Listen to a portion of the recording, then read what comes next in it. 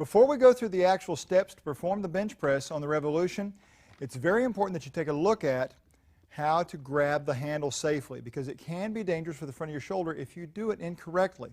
Now watch. Josh is going to reach back and grab that handle. I will hand him this one to save some time. But here's what you don't want to do, is just grab around like that. Now Josh is strong, and we've got this on a really light weight so he can show you those things. But the ideal thing to do is to bend your elbow like a curl. Get this handle as close to your elbow as possible, and then rotate your elbows out to the side so that there's about a 90, an 80 or 90 degree angle between your torso and your upper arm. Notice there's about a 90 degree bend in the arm itself. Now, the direction you push is going to be critical in creating the proper path of motion. So as you push away from your chest, push forward, you'll notice that the cable is in line with the arm, maybe just slightly touching the top of Josh's arm.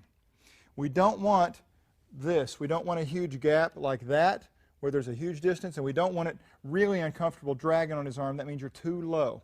Now, I have recommended for most bench presses to use the setting number 8 on the adjustable arms. This creates a width that's just about right for a standard bench press. A couple things to take note of. Number one, notice how Josh keeps his rib cage up. He's kind of drawing his shoulders together behind him and his rib cage up, and keeps it that way. Now I want you to watch what happens as he goes through the motion and how his pecs are working real hard here. And if he lets his rib cage drop, he kind of starts to lose a little bit of the tension that he was generating in there before. So for effectiveness, you'll notice this if you work hard. Now if you got too much weight, you won't be able to do this. You've got to back off, learn the movements like we talked about before. The other thing I'd like for you to look at is how he bends his elbows on the way down and straightens them as he comes up. So he's not doing like a fly, and he's not keeping his elbows real close in here. It's almost as if his forearms are staying parallel to each other as they go wide and parallel to each other as they come forward. And the final thing, take a look at his range of motion. When he goes down to the bottom, he's stopping when his upper arm is at about bench level. He's not excessively low below the bench. That makes it a lot safer for the front of his shoulder and for his shoulder joint.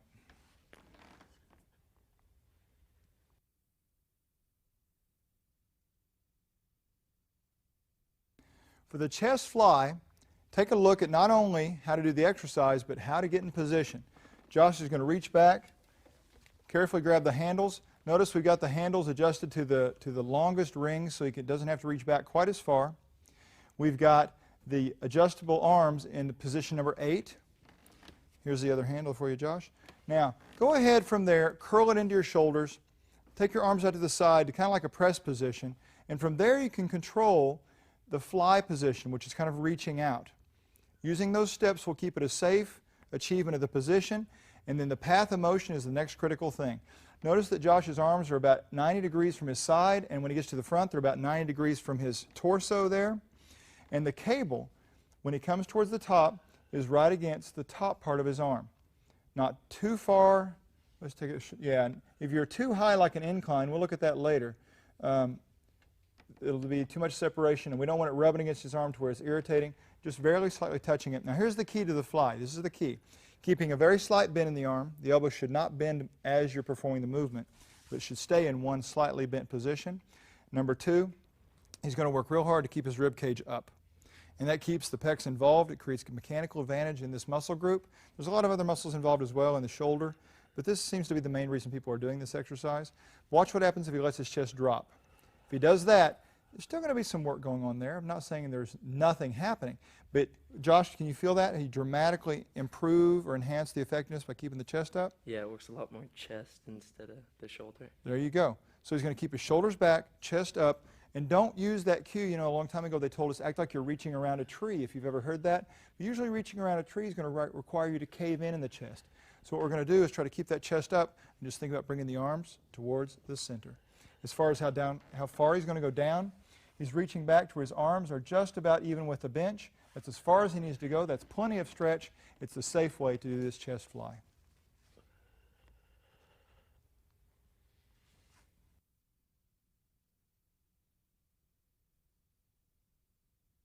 We're going to take a look at 2 different incline press angles, both from this same bench. Now, an incline press is nothing more than taking your flat bench and working at an angle that's up a little bit more what would normally be over your head. So it won't quite be over your head because of the angle of the cables here. It's a little bit different on the Revolution. But watch what we do. Josh is going to reach back and grab the handle very carefully. And he's going to take great care and watch how he brings it up here in 1 minute. The key, bend the elbows, arms out to the side. Now, what I'm going to have him do is slowly slide himself up on the bench. He's got his feet down on the leg of the machine. Now, how far you go up on the bench, you need to take a look at that, play with that. But that allows you to have a very different angle relative to the bottom pulley here. We've got the adjustable arms in position number 2. This allows him to come at just about 10 degrees above what would be a regular flat bench press. So this is his incline press. He's going to keep his chest up, be straightening his arms as he goes out. Notice as he comes down, he doesn't take his arms below the angle of the bench there very much. Nice and controlled. If he lets his chest drop, we see a reduction in the work that's done here in these muscles. So he's working real hard to keep that up. You need to practice that. Now there is another angle change we can make. So stop for 1 second, Josh. Now I would normally have you guys, of course, get off the machine to make your adjustment. I'm going to do this while he's on it. I'm going to move the adjustable arm down to number 9. See if I can reach over here and do this. And hear it lock into place. Now he's going to be able to go up a little bit higher incline, almost 30 degrees from the flat bench. So there's a little bit different variation for you. Try them both, and depending upon your size, that may affect which one works better for you, if you're a taller person or shorter person and that kind of thing. See how it works. But again, the same things. Watch how low you go. Press all the way up, keeping your chest up. Control your arms out to the side. Notice his arms when he's out here are about 90 degrees from the side. But when he's up at an incline, they're greater than 90 degrees, closer to maybe 120 degrees from his torso when he's at the top position.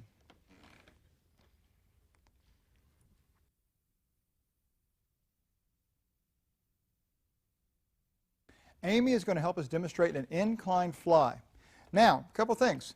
Because of her height, length of her legs, it works out probably better for her to go ahead and have these in position number 9, which is all the way down. This is going to allow her to get the pulleys as low as possible so she can have some degree of incline. You're going to find that based on your height, you may be able to scoot up on the bench comfortably and that kind of thing. You may be able to go up to a position number 8. But like I said, she's going to do it number 9. Now watch how she gets the handle over there. Very important. She reaches back and grabs it and then just leaves her arm straight in the beginning. We've got the furthest D-ring set up here on these Revolution handles. And then she curls into her shoulder. That is the easiest way to reach out and get your arms into position. So from there, she takes her arm out of about 90 degrees from her side, 80 or 90 degrees. And then from there, she can, with greater control, determine how far she wants to go in straightening her elbow. She's about 45 degrees from being all the way straight, and she's going to maintain it there. You could choose a little straighter, you could choose a little more bent, but the whole point of a fly is to keep your elbow in the position you start in, okay? Now, she's going to lift that rib cage nice and high. There she goes. And slowly bring the arms towards the center, keeping that rib cage up and shoulders back. The thing I'm going to ask her not to do is throw those shoulders forward. Do one wrong for me. Yeah, that's what we want to stay away from. So she's doing a great job of keeping that rib cage up and shoulders back.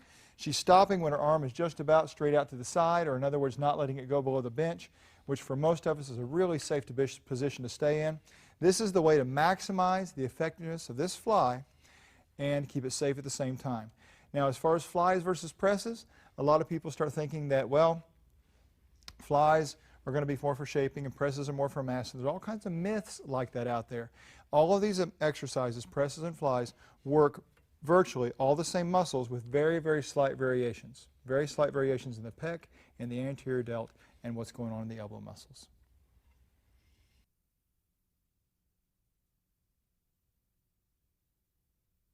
Decline presses are among the best pec exercises. A lot of people think, well, declines work your lower pec. Truth be known, the decline works your entire pec, especially when the resistance comes from the side, like it does with the arms of the Revolution. So I've got this set right now on number 7, which is a great place to start for a low-angle decline. Watch how Amy reaches over and grabs that handle. And I'll hand her this one. But I want to show you, if she was doing a regular flat bench, go ahead and notice how she curled up to the shoulders and then went out to the side. A regular flat bench, come on up, she would be straight out here. And notice this separation between the arm and the weights from the side here. Well, That's what indicates that this is a great angle of the cable for a decline, about a 10-degree decline, just a little bit below flat right here. So now show us a press there, Amy. Notice her arms are about 80 degrees from her side and about 70, 80 degrees from her torso, even when she's in the front, that declined plane right there. And she's keeping her shoulders back and her chest up, straighten the arms as she goes out. Notice her forearms stay parallel to each other the whole time, and she's not going behind the bench trying to get some kind of excessive stretch. Now let me show you, you can do two other variations of declines here. You will want to get off your machine. You wouldn't want to have somebody do this, but I'm going to do this to save time for Amy. Just come out here to position number 6 on each side. There she is. And now we're a little bit wider. We're going to bring the plane down to about 30 degrees below what would be a flat bench. So notice she's almost pressing out over her thighs a little bit. Cable still in line with her arm, but the new cable position, the new cable width, allows her to do this great pressing motion of a 30-degree decline. And we've got one more good option here, depending upon your size. Now, not all of these will be perfect for everybody. But I'm going to go up to position number 5. She's going to tilt down a little bit more. Make sure your shoulders have this much internal rotation.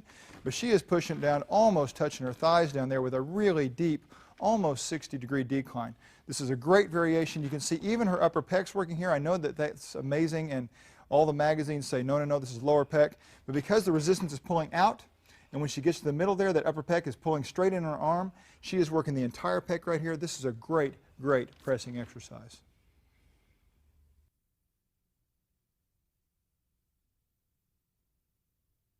With the declined fly, I'm going to show you 3 variations. Now, the point of a decline is that if your flat bench is at this angle, like a traditional flat bench, your declines will be at various angles below that in terms of pressing, or in this case, creating a flying rotary motion here. So, watch how Josh grabs that handle, and then to be safe, just curls it in towards the shoulder, rotates those arms out about 80 or so degrees from his side, and then slowly makes the arms a little longer out there for the fly position. He's going to keep that elbow stable.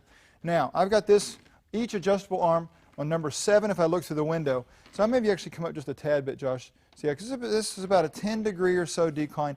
And obviously, different people's torso lengths, you know, how tall you are and that kind of stuff, it's going to affect the exact degree of decline. The key is that your arm kind of lines up with the cable. So as he comes back for a stretch, he's not going below the angle of the bench, very important for safety. He's keeping his rib cage up the whole time, maximizing the effort in the muscles that he's interested in working. Now, I wouldn't do this normally. You will need to get up to do this. Hold still there for a second, Josh. I'm going to change this angle from number 7 to number 6. It has changed the width. It has changed the height of the pulleys. That means he's going to go to a little bit lower, closer to about a 30, maybe 40 degree for him decline, 40 degrees away from his position of flat bench over his shoulders. Notice his hands are ending up just about over his thighs and over his hips. Keeping the same fly. And now I'll show you the final adjustment, because there's virtually 3 variations for the decline press or decline fly. And this raises the pulley angle, so as we raise the pulley angle, the angle of movement needs to go lower. Whoops, there you go. So now he's really down there, 60, even 70 degree fly in the decline position. This is a great exercise. You can notice it working every single part of the pec as he goes through the motion. Lower pec from the beginning and upper pec as he gets near the end of the motion, controlling his range of motion back. That is perfect.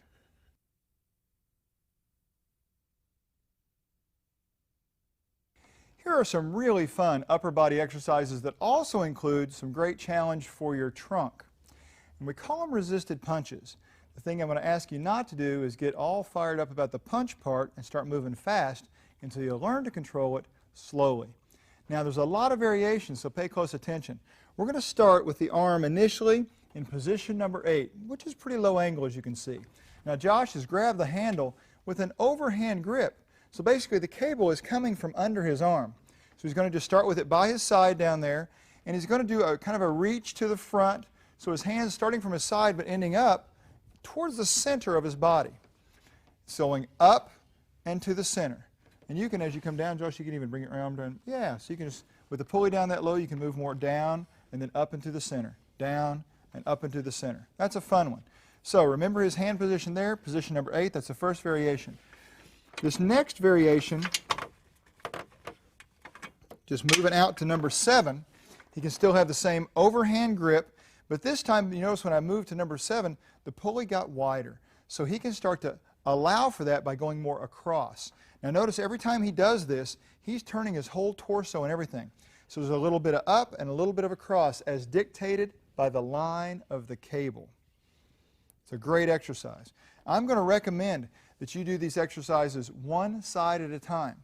So he could be just finishing all on this side and then moving to the next side, or have both in his hands, but don't do them at the same time. You could alternate them like this. This allows you to get the rotation, because if you move both at the same time, you're not going to get the trunk rotation that's such a great part of this exercise. Let me show you what it looks like from the next position, number 6 here.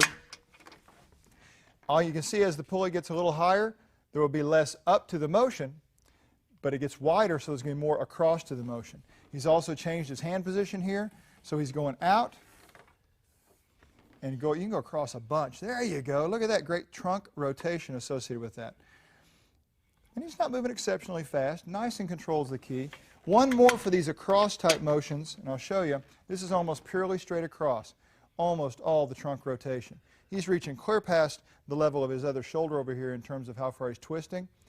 Does that feel good? Oh, yeah. Notice he's sitting straight up the whole time. He's not slouching on any of these, and that is so important when you're doing rotations with the trunk, is keeping that posture, just like your mom told you a long time ago. So look, now we've gone up one, and as soon as this starts getting above the height of the shoulder, for Josh, position number, I think it's number 4, starts getting above his shoulder, he starts pressing downward. So as the pulley goes above you, the angle of motion starts to go down, so it's down and across, and the final one we're going to do, position number 3, is a lot of down to it along with his crossing motion.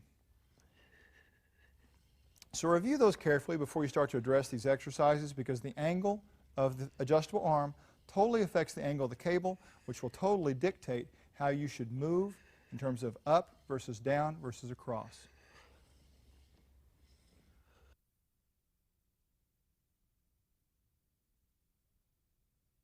Wait until Amy shows you all of the versions of cable crossovers that you can do on the Revolution. It's really, really amazing. So I'm going to have her start with this arm position. The adjustable arms are in number 5, because that is roughly, you take a look at this, roughly the height of her shoulders. Now, if I was sitting here, it might be a little taller.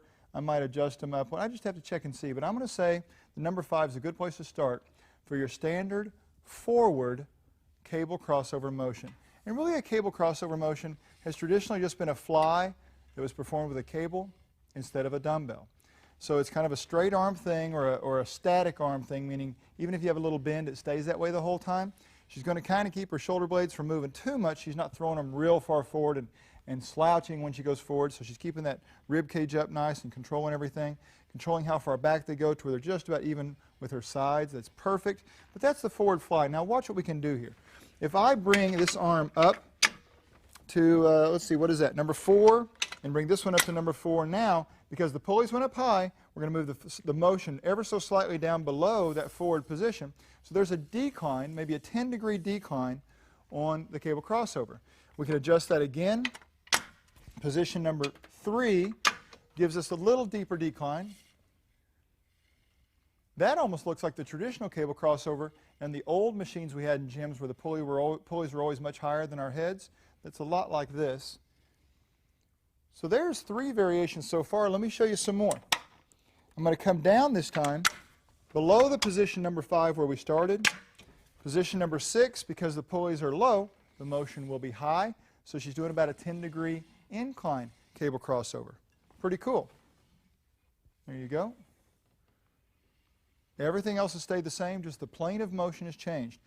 One more change there relative to the incline or decline thing. So this is going to be a higher, closer to about a 30-degree or so incline. Getting worn out there, Amy? Those are all great exercises. Now let me show you something else you can do. I really love this. I'm going to bring this one up to number 6. I'm going to bring this one back up to about a number, I don't know, about a number 3. Notice how they're opposite each other at opposing angles here. And she's going to move downward like a decline on one, upward like an incline on the other. That is a great diagonal crossover. Now listen, here's some other things that we could talk about. Watch this. We'll take this handle. One of the great things about these webbing handles is I could have her move to a grip that was more of what we called a vertical grip or a hammer grip. Now, as she grabs a hold of that with a palm up, as she brings it across, she can turn, so reach on out there like this, and rotate. Yep, there you go. So as she comes across, she's rotating also. If you did that on every one of those, you're adding even more variations.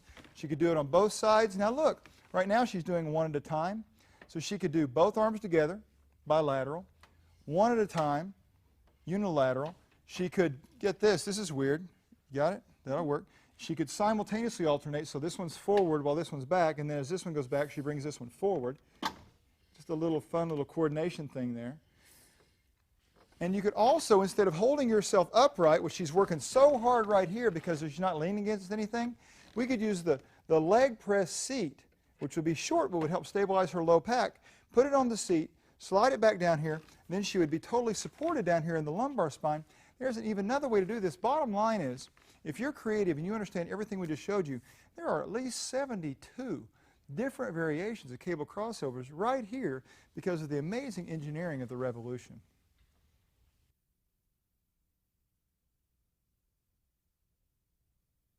Let's do some standing chest presses.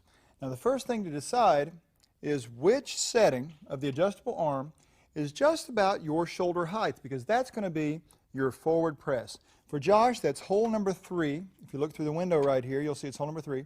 He's able to push straight forward and towards the center.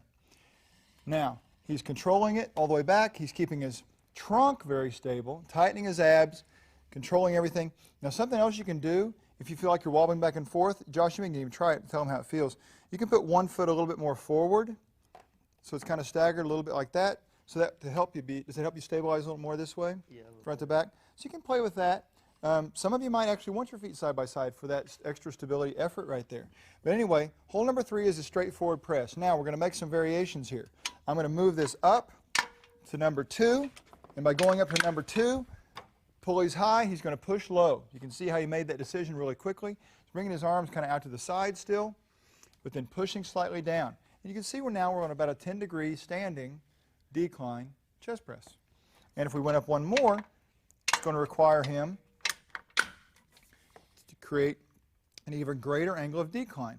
Now, not everybody's shoulder is going to feel comfortable with every one of these variations. So please start with very lightweight, see how it feels.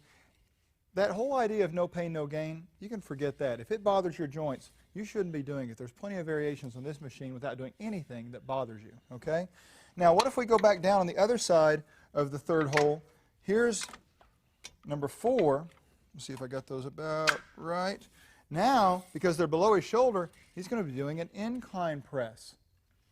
A little bit of an incline, maybe 10 degrees or 20 degrees above what would be a flat press for him, keeping everything super stable, keeping his chest up, and probably the most dramatic, we go below that. Sorry, Josh, right in mid-set there, mid-rep. There's position number 5, and it's a pretty high incline, kind of a nice 45, 50-degree angle, pressing up.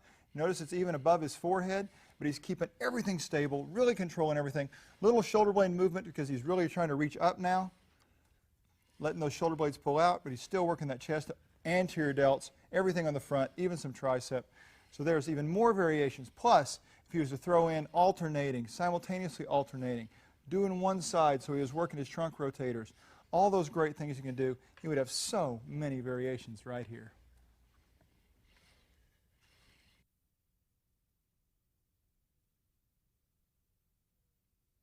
Amos is going to show us endless variations on standing cable crossovers, okay?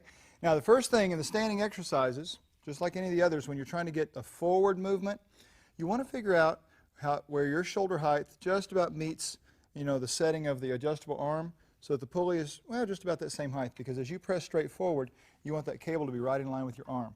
Now she's going to figure out a stance for her that helps her stabilize. She chose a front to back kind of foot position.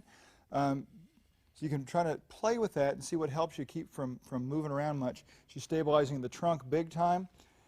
And there's that crossover, which is really just kind of a cable version of a fly, right? So she's stabilizing at the elbow, controlling everything that's going on here. So we're position number 3, I think, for her, for a shoulder height, for a forward one. Now hold still for a second there, Amy. Now I'm going to come up to number 2 on each side, which, as you'll recall, If you go higher with the pulley, you're going to go down with the motion. So it's going to be a very slight decline type thing for her. If she stays upright, now she's going to show you something here. By staying upright, it's a decline. If she leans her whole body forward, lean forward just a little bit into it. Now she's back to that forward cable crossover again because she moved her body forward as we moved the arm up. So watch those things and make sure you're getting out of it what you really want. There's nothing wrong with bending forward like that at the hips, you know, not slouching in the spine. But just make sure you're getting the exercise you want. We could go a notch higher. I'll show you. That's position number 1. There's still one of higher than that. But she's going to do a little bit lower decline. So she's coming down almost even with her waist by the time she finishes in terms of height. You can see that right there. It's a great, great decline crossover. Now, hold still for a second there, Amy, while I do this thing. Again, this is not ideal to make the adjustments on the fly here while we're moving, but for the sake of showing you guys everything we want you to see, this is position number 4. And she's going to, because it's lower than her shoulder, she's going to be moving up at an angle. Very slightly up. See that little reach she's creating right there? And then hold still for 1 second.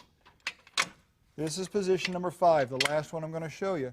But it's going to be a more dramatic incline, really reaching up there. You're going to feel a little weaker because that pec's not doing quite as much, just a little bit of upper pec and a whole bunch of anterior delt. Can you feel that you got weaker on that one? Of course, she's done 85 reps, so she's going to get tired also. But when you're down doing the declines with more of that pec involved, you're going to feel a little stronger, so you might need to adjust your resistance accordingly. You got all the variations from doing the internal rotations by adjusting your grip to doing alternating, simultaneously alternating, bilateral, unilateral, all these wonderful things you can do to create just dozens and dozens of variations on standing cable crossovers.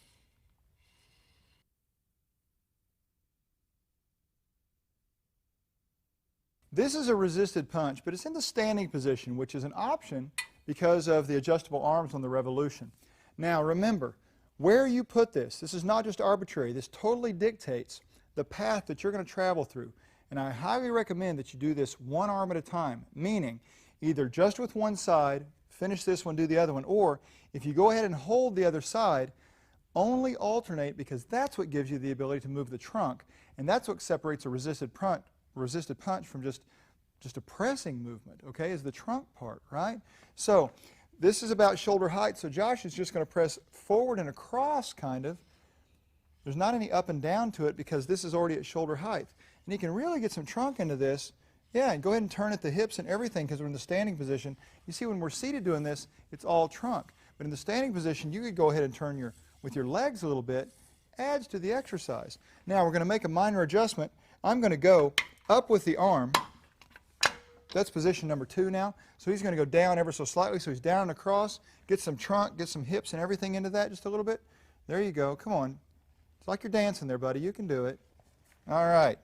We got one more position I think that might be viable for this. It's more of a downward punch. It's position number 1 on the arms. Now the thing is, with your height differences, some of you are shorter than Josh, some of you are taller than Josh, but that's going to change how much of an incline or decline you can do with these things based on the different settings. Okay, hold still for a second. I'm going to go down below your shoulder, about position number 4, which is going to require him to move up and across, and he has lots of variations on this incline version.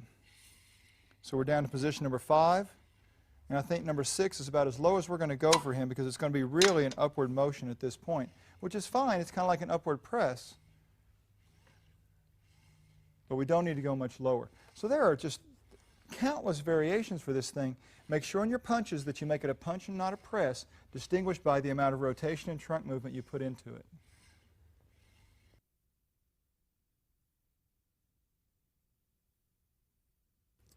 This is the more traditional seated shoulder press, performed in kind of the wide planes or the wide position. And the first thing to do is look at the flat bench and the adjustment of the arms right here. I'm going to suggest either a position number 7 or a position number 8. And those will not do exactly the same thing. So take a look. We're going to start number 7 here, which is a little bit wider position. The key is that the pulleys are low, almost as low as they can get, almost. Now watch how Amy gets the handles into position. She kind of does the curl. She doesn't just throw it out here like this to try to get it out there, but she does the curl and then rotates her arms into position. Now watch the plane of motion. This is really critical. It's an overhead press, but because of the angle of the cable, the pulley is behind her just a little bit, she has to go slightly in front of her forehead. So she's ending up about right here, and this keeps the ideal alignment of her path of motion with the plane of the rope. You see that? Now look what happens to the rope if she pushes straight up overhead. You see we have a separation between where her shoulder is and where the rope is, and that's kind of pulling back on her also. You want to avoid that by aligning your path of motion with the rope / pulley. There you go. Now this wider setting pulls outward some on her and makes it a little bit harder. You cannot just assume that 10 pounds on this is the same as 10 pounds on a traditional dumbbell, or even this next version I'm going to show you. This would feel a little tiny bit easier as I go narrower to position number 8. So now the pulleys are down a little bit closer. She still has this angle of the rope, so she's pushing up and away, and a slightly forward angle to the overhead press.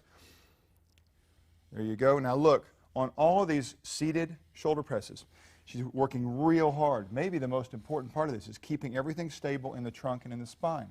So she's got her abs tight, she's got her entire trunk muscles tight, she's got her chest raised, her rib cage up. She's letting her shoulders move up like she's reaching forward and letting her shoulder blades move down. Those shoulders have got to move, shoulder blades have got to move in order to get that full motion. Let me show you what you probably won't want to do.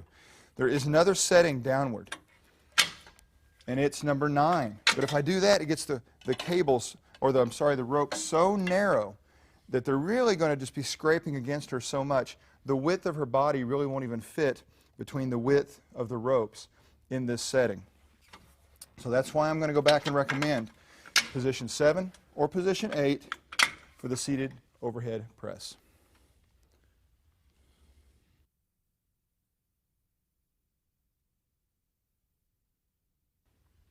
Now here's a great variation on an overhead press or a seated shoulder press, but because of the adjustable arms and having so many angles available to us by which we can move the pulleys and the ropes, this is a little bit different than the regular seated overhead press because we brought the adjustable arms out to position number 6. So it's a little bit wider and the pulleys are a little bit higher. Because of this position, we're not going to be able to go so much overhead, and it's really going to qualify more as a really high version of an incline. Now you know traditionally for incline presses we think chest exercises, that kind of thing. Well, they always involve the anterior deltoids and the shoulder muscles as well.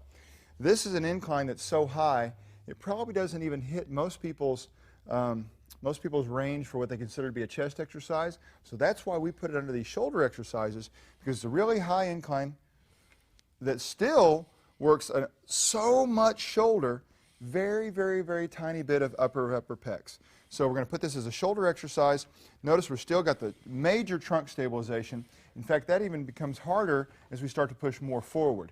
So the trunk stabilization may even be tougher than in your traditional overhead press. Look from the side and you can see how Josh is moving at that really high angle based upon the relationship between the pulley and the rope and his arm.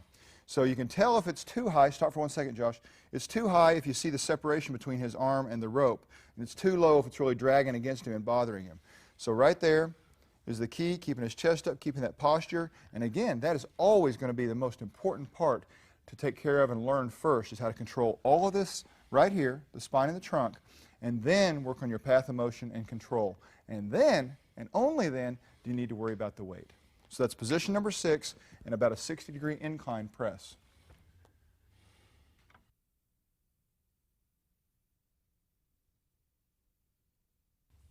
I always wondered why we always had shoulder presses and chest presses, but we only had chest flies and no shoulder flies, because that's really just a variation on the press with a straighter arm, maintaining a slight bend in it, instead of allowing the elbow to move the whole time. So with the pulley options and the options from which the ropes can come from a real wide position on this revolution, this is a great exercise to explore. So really Josh is performing the same path of motion that you find in a seated press or an overhead press for shoulders, only is maintaining the elbow position. Now the weight's going to be a little bit lighter, need to be a lot lighter actually than what a press would be because of the leverage here with the almost straight arm. But see how he keeps this bend, keeps his trunk stable? We've got the adjustable arms on position number 7. You could also try position number 8. Those are going to be just about the only 2 settings I'm going to recommend in order to maintain this plane of motion There he goes, and notice he's letting his shoulder blades move as he's reaching for the top. Shoulder blades come down as he lets his arms come down, and he's controlling them to about shoulder level or a little bit below. So go slow on all these movements and get a feel for the path of motion, get a lot of control over them, then you can worry about the load later. How's that feel, Josh? It's good. All right.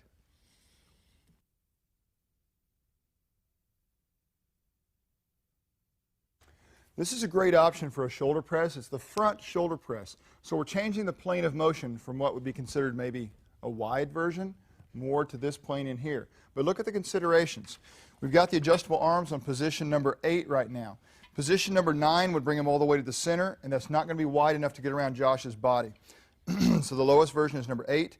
He's got the traditional grip with the cables on the outside, but his arms are in closer. Now look, he's pushing up, but he's not exactly going straight overhead. He's still pushing slightly forward, so it's a very slight angle forward. But the key here is, as his whole arm and path of motion moves to the front, he's going to have to work real hard on stabilizing in here because he's going to want to fall backwards in a sense. So he's got to work real tough on the stabilization.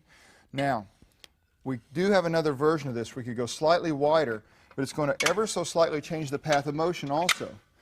So because the ropes and the pulleys are a little bit wider here, he can move his arms out a little bit, but watch how he's moving still at an angle. So it's like a V press almost, where his arms aren't all the way out to the side like before in a traditional shoulder press. They're a little bit halfway in between, not to the front, kind of halfway in between here. But because of the angle of the rope, he's got to angle to the center in order to complete this press. So pay real close attention because those are very specific directions, and every time you change this adjustable arm and therefore change the pulley and the rope, you've got to look at the different paths of motion and how it's going to influence even the amount of resistance you use.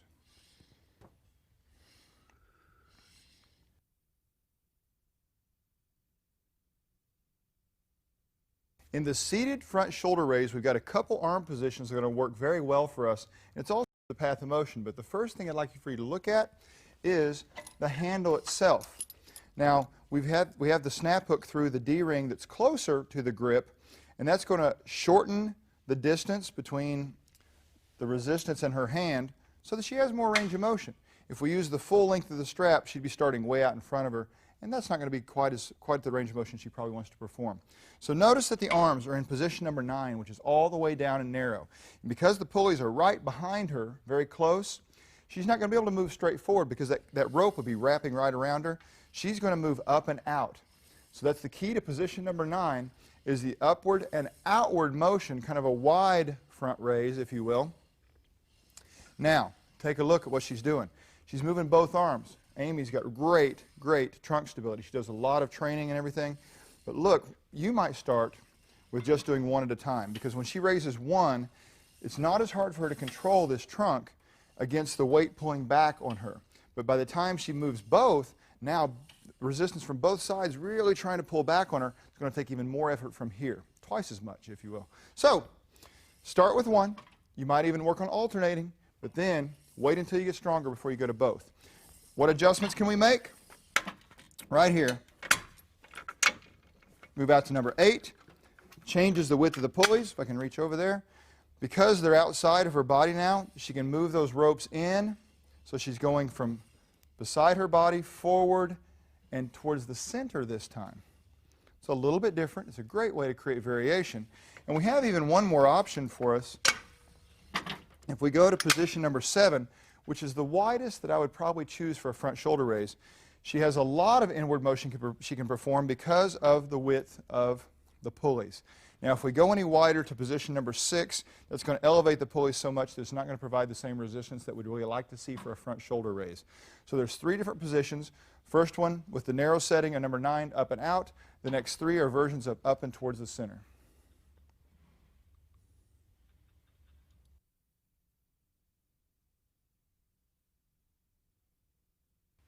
Seated lateral raises are performed with the bench flat. So you can sit right down on it and scoot up close to, but not leaning against, the machine up here. We've got the adjustable arms set on number 9, which is as close as they go and all the way down. And then we've got the handle, the grip with the adjustable D-rings.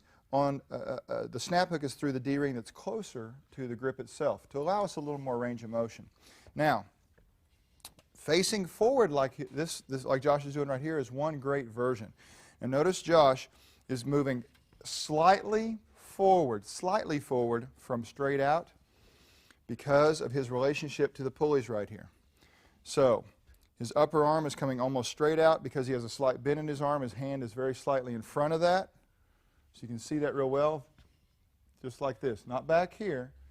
Upper arm straight out, hand slightly in front, more near where the plane of his chest would be. So there's a great variation. This is a tough, tough exercise. So you're going to need to go really light on this. And if you find yourself swinging it and that kind of thing, back off on the weight, okay? Now, let's show them another version, Josh. I'll take this from you. You can spin around. And it's not that one of these versions is better than the other. They're just great variations that you can perform on the Revolution. The first one has got a slight backwards angle to it, but you can still see that, like most lateral raises, it's primarily this middle deltoid with a bunch of help from the anterior and the posterior and some other deep guys like the supraspinatus. But he's got a slight backwards angle to his motion. Now, another variation we can perform by facing forward like this is if he moves almost at a 45-degree angle. So it's not like a front raise. It's not like a true lateral raise. It's a hybrid that's kind of halfway in between. And this is a great, great exercise. So it's like his arms are in front of him, and he's leaving them in the front as he lifts out to the side. And if you're good at controlling your core, your trunk, let's show him a version, Josh, where you lean forward at the hips, so you're kind of angled your whole torso. And then you can do another version of that 45 degree where he slightly changed his body position. But that, of course, requires tremendous control because when he's not slouching into that position, okay, he's not just curling over and into that new position. He's keeping everything straight in his trunk and leaning from the hips. So there's some great variations, but trunk control, as usual, ends up being the determining factor in whether you're ready for some of these.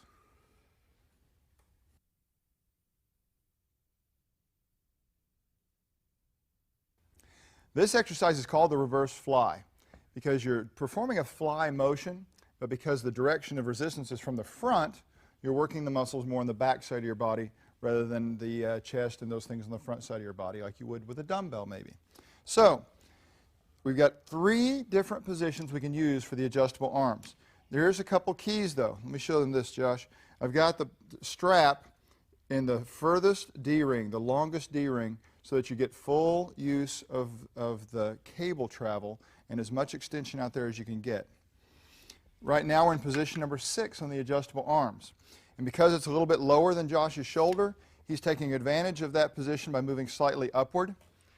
You can see how he's remaining in line with the ropes that way. Arms are staying near straight, maintaining that slight bend. Now, we can change this to position number 5. Because that's almost right even with his shoulders, he's going to go straight forward and straight back. One of the things you're going to have to look at, depending upon your arm length, you may have this tremendous travel requirement or range of motion requirement of the machine, and you might find that if you really want to get way back there, the machine stops moving before you finish. All you have to do is maybe slightly lean or slightly adjust yourself forward on the bench to give you that little final bit of motion. And even if you perform it and you stop 1 degree in front of what you thought you were doing, just adjust what you're asking from your exercise. Those muscles are going to be working just fine either way. Now, one of the things that you get to decide on, let me have this arm for a second here, Josh. You need to decide on what I'm going to call hand position, but it really affects your whole arm. Traditionally on a fly, we see people maintain this position where the palm is perpendicular to the floor here, so his palms are facing each other as he comes in and out.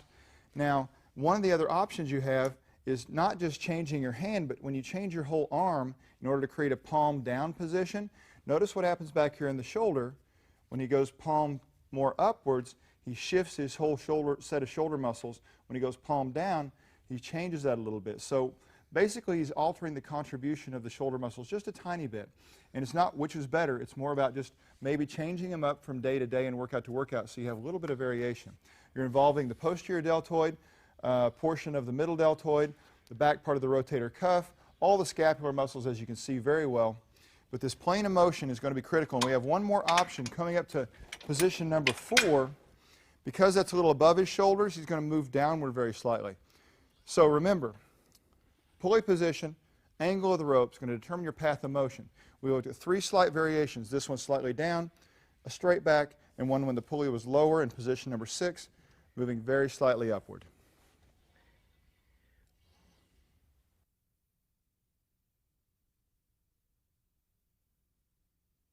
This rear delt row is really working a lot more than just rear delts.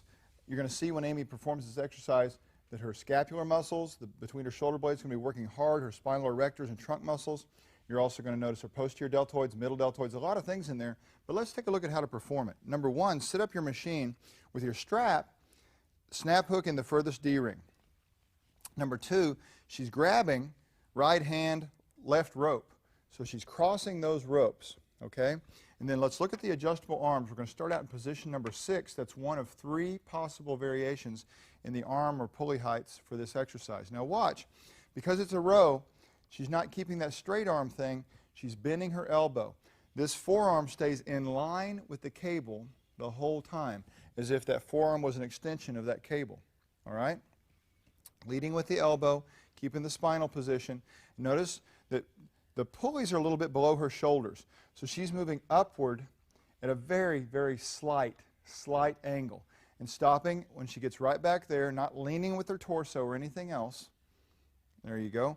Now we're going to look at position number 5. That was number 6. This is position number 5, where the pulleys are just about the same height as her shoulders. It may be different for you. But now she's just going to be going straight forward, straight backwards. Forearms in line with the cables. As she comes back, she's not letting those elbows drop. You've got to watch that. And if you're using too much weight, many times as you come back, people will let them drop because they're too weak to hold them up in this position with the weight they've chosen. So be careful. And the final setting with the adjustable arms is position number 4, where now, because they're slightly above her shoulders, she's going to be moving ever so slightly downward with the plane or path of motion being in line with the ropes and the pulleys. That is perfect. Notice she's moving her shoulder blades every time, so she gets that scapular retraction as part of this rear delt row.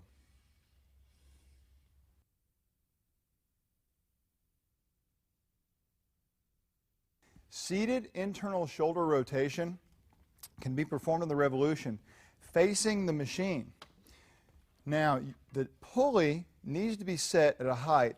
You're going to move the adjustable arm to a height that is just about level with the forearm. Notice Amy's got her arm bent to 90 degrees. You want the pulley at about that same height. So make that adjustment first, and then we're simply going to hold the upper arm still as she rotates towards her stomach. That is really important that you don't, as you rotate, let this arm move away or let it move backwards or forwards, because the whole key is this rotation as if this was a hinge, almost like a door or a gate that's opening and closing right here. Now, because of the angle of the pulley, she's really not having to go very far out. So if she wanted more range of motion on this left side, she could bring her left leg over here. Now, to show you what that looks like so that we're turning more towards the camera, we're actually going to swap over and do the right internal rotation.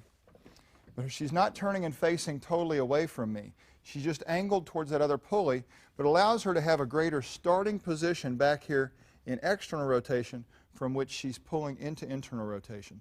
So the first one she was starting about right here. Now she's starting back a little bit, but still movement towards the stomach, still with the pulley height, even just about with her forearm and elbow, and that rope's coming right across and closing in towards her belly.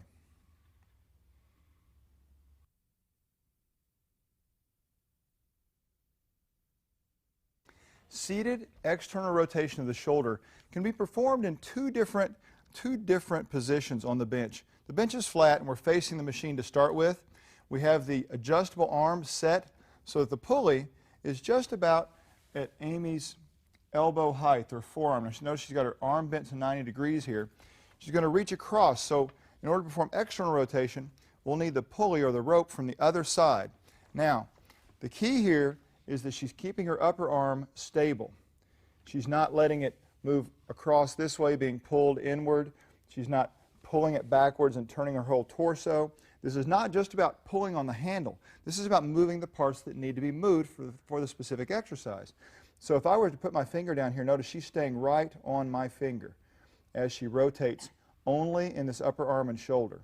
So it's kind of like opening and closing a door with the forearm being the door and the hinge being stable right here. Now, the resistance is coming from across, and she can come all the way in towards her stomach and then pull outward.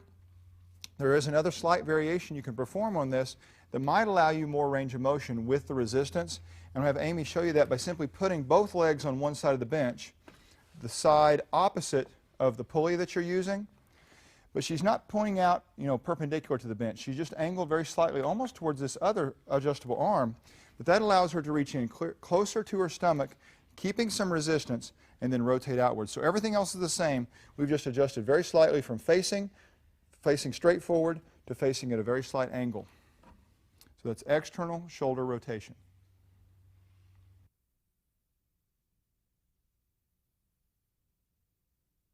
Standing shoulder presses can be performed with several different adjustable arm positions, but how you perform them might have a lot to do with your height.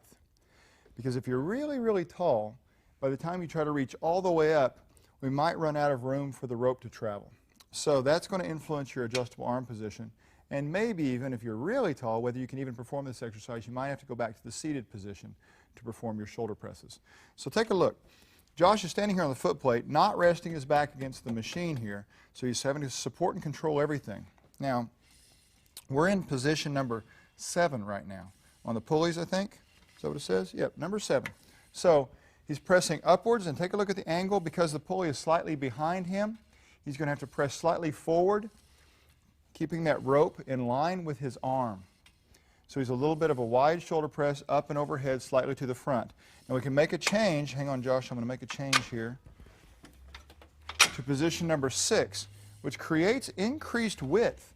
And increased width with the cables pulling out or the ropes pulling out is going to actually make it a little bit harder and also change the angle ever so slightly. So between these two positions of the arm adjustment, you'd have to make slight variations in the angle you're pushing and also possibly in the amount of resistance that you're using. And the final version or variation that I would recommend would be position number 5, which takes the ropes and pulleys out even wider, going to make it even tougher, and because the pulleys are a little bit higher and behind you, you might have to move forward slightly more. So it's a really, really high incline, almost like an 80-degree incline or something like that is what they'd call it if it was related to traditional dumbbell work. So there's your 3 positions. The key here, of course, is letting those shoulder blades move up and move down and keeping all of this stable. This is primary. You need to watch if it's bothering your neck to look up and look at your hands. You might just go ahead and make your gaze straight forward. It might be more comfortable in some people's necks. So make those considerations and practice the movement before you actually apply the resistance.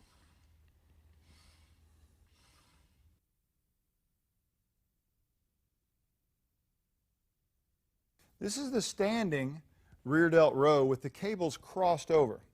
So there's a couple considerations. Number 1, the adjustable arms. It would really be nice if you could go ahead and make them just about the same height as your shoulder, which we've done for Josh here. For him, that ends up being setting number 3. And you'll also notice his arms are crossed, his palms are facing down, the straps are in the D-ring that makes them the longest, and he's keeping those elbows at shoulder height the whole time so that his path of motion is consistent with the height of the pulley and the direction the rope is pulling from. A lot of people, as they come back, have a tendency to drop their shoulders down. Now, you may need to perform, Josh, bring the whole thing down just a little bit so you're coming just, yep. Some people may be more comfortable. Now he's shifted the whole plane of motion down, but notice he's still not dropping his shoulders at the end or dropping his elbows at the end. He's still keeping a nice flat plane. It's just simply a little bit lower than the first one he did. So adjust that to the plane that's more comfortable for you, but try your best to keep it consistent, parallel to the floor from start to finish. Now, he's having to stabilize here. One of the things that's going to help you is decide where to put your feet. Josh has actually stepped off the foot plate just a little bit, but he still has the ball of his foot up on the machine. And you could also try, because of the forward pull of the ropes, you could also try kind of a staggered footstep front to back from side to side. That might help some of you remain more stable. Notice his shoulder blades are moving a little bit, keeping the plane, keeping his gaze straight forward so his neck's in a good position. You know, as always, keeping that spine in a great position too. This is working rear delts, all the scapular muscles, spinal muscles, and even some of the deep muscles like even of the rotator cuff.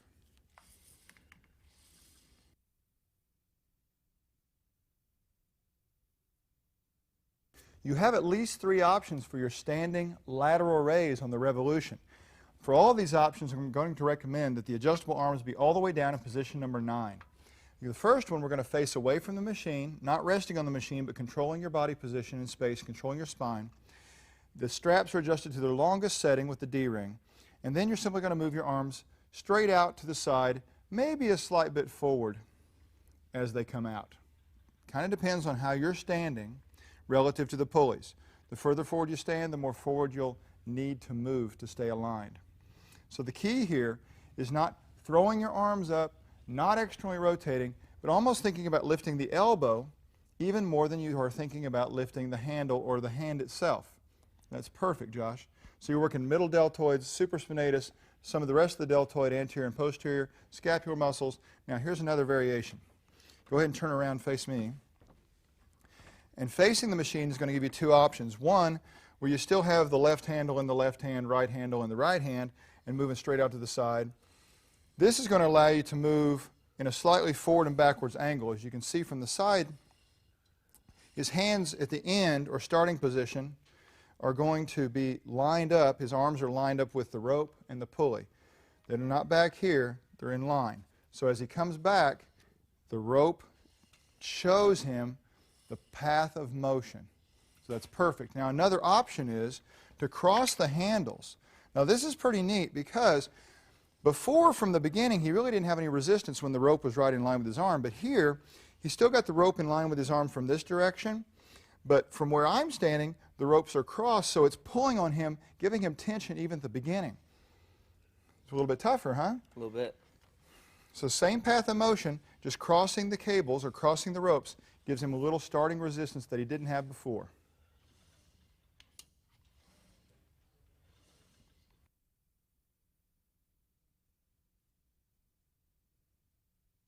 Here's a version of a rear delt row that's going to be performed in the Revolution in kind of a bent over position. So take a look at Josh's spinal position. He's got to bend over here, but notice how he bends at the hips and keeps that spine perfectly straight.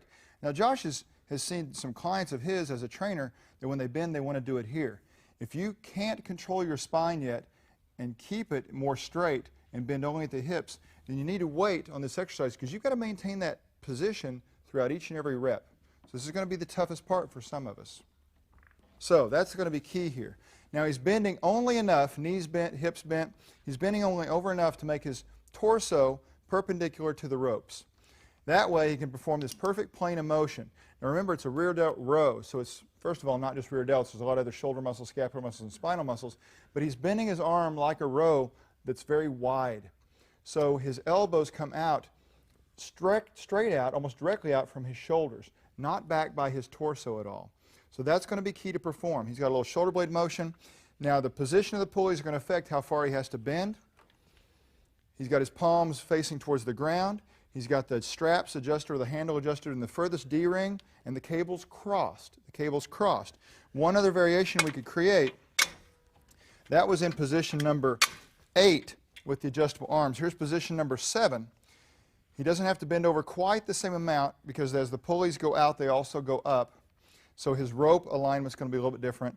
So this is the other option right here for the bent over version. As you get up any higher, you could basically call it a standing, more erect version of it.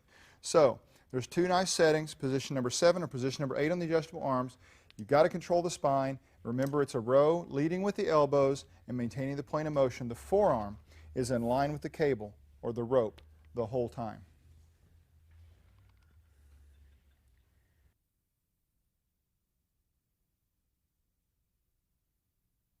This is the standing reverse fly. Now we are going to have the adjustable arms right, as best we can, at the level of Josh's shoulder. For him, I think that's position number 3. So that looks like in there. So your height is obviously going to vary that for your individual exercise. But we're also going to have the cables attached to the D-ring that makes the handle the longest. And we're going to cross the cables. So your right hand's grabbing the left cable and vice versa. Now, the whole key to this is keeping a very slight bend in the elbow because it's like a fly motion. And you're going to be working posterior deltoid, some scapular muscles, trunk muscles, posterior part of the rotator cuff, a whole bunch of those guys. But the key is going to be, can you keep your spine stable? That's going to be the big key. So we keep that nice, safe posture and alignment. You can have the feet up on the edge of the foot plate with the ball of your foot and your heel on the ground. You can stagger your feet forward to back if that helps you stay more stable. Whatever works best for you there. Keep your head facing straight forward and keep this plane of motion. Look how Josh is doing this right here. His arm stays in line with that rope so that as he comes back, his arms end up straight out from his shoulders. He doesn't bring them back and down or back and up. He's not throwing them or turning them or all these other things I see people do. So go nice and slow and learn the motion, that perfect path of motion just like this. Now let me show you something. One of the reasons we cross these is to give Josh resistance from the very beginning. If we didn't cross these, let's let that one go. Yeah, just show him here from the right. If we didn't cross them, he wouldn't have any resistance. He'd have nowhere to go with this thing. If you chose to do this one arm at a time, you could turn your body so that you didn't have to cross him, but in essence, he's making that same resistance as when we were doing both and doing them crossed. So I just want you to realize why we cross these ropes on so many exercises is to give you the resistance through the entire range of motion.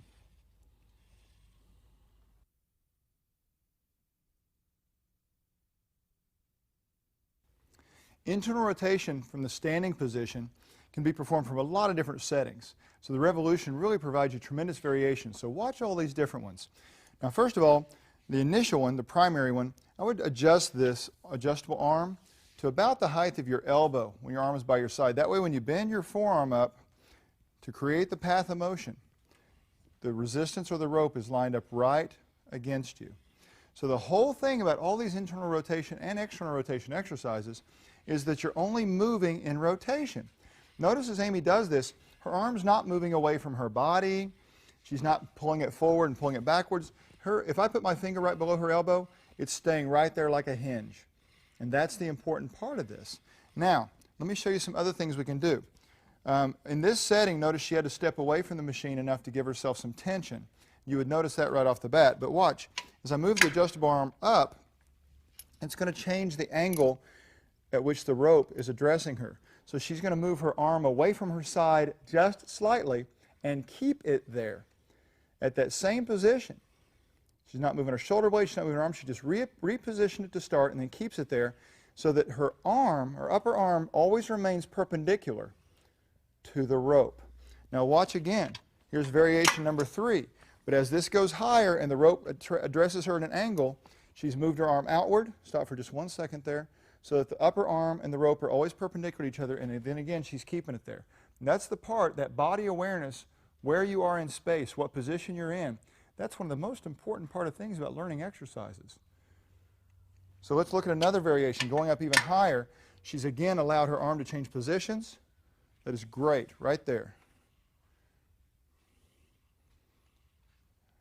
And now as I go up even higher, I'm going to have her actually scoot towards me a little bit.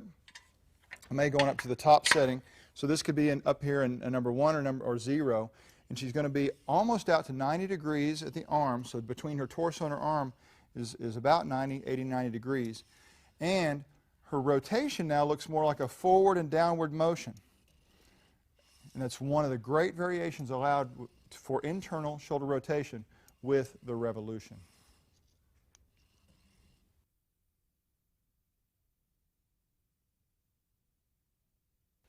We're going to take a look at a wide variety of shoulder external rotation exercises with the Revolution. But this is probably the place to start. We've got the arm on setting number 5, it looks like. And the way we came up with that setting was we wanted the pulley about the same height as Amy's forearm as she's standing here with her elbow bent to 90 degrees. That way, she can perform her first exercise just moving straight across external rotation. Now take a look at her arm over here. The key is that as she rotates, she's not moving her upper arm away from her side or across her body. Her upper arm is staying relatively stationary and simply pivoting. Can you see that? She does not have to smash it into her side to make that happen. It can just sit here comfortably beside her torso. But the idea is that upper arm is not moving all over the place as it's spinning. Now, the rope, you can see, is creating the path of resistance, plane of resistance, that is perpendicular to her upper arm right now. And that's a key thing to recognize as we make these subtle changes in the adjustable arm position. So as we go down a notch, she's going to move her upper arm out ever so slightly to maintain that 90-degree relationship between the rope and the upper arm. Now that's a tough one because what a lot of people want to do as they rotate now, they're going to want to reach out. And that's not what she's doing. She's still keeping this position and just rotating against that resistance. Let's make another adjustment downward, which is going to require her to bring her arm even out just a tiny bit more. Yep. And let's keep that bend. Yep. So that you're coming right up here. No, don't straighten your arm. There you go. So that gets tougher and tougher to hold that out there, right? You feeling that? Now, the final one, go ahead and rest for 1 second, Amy. She's going to actually need to face me. And we can put this down on number 8, maybe even number 9. I think number 8 will work fine. But I'm going to have her come straight out to her side now. So her arm is 90 degrees from her torso. And the resistance is pulling almost straight downward, perpendicular to that upper arm. And she's rotating up and back. And again, the key, this is super advanced. She's got to be able to maintain that position, which is tiring in and of itself, plus work in extra rotation against the resistance.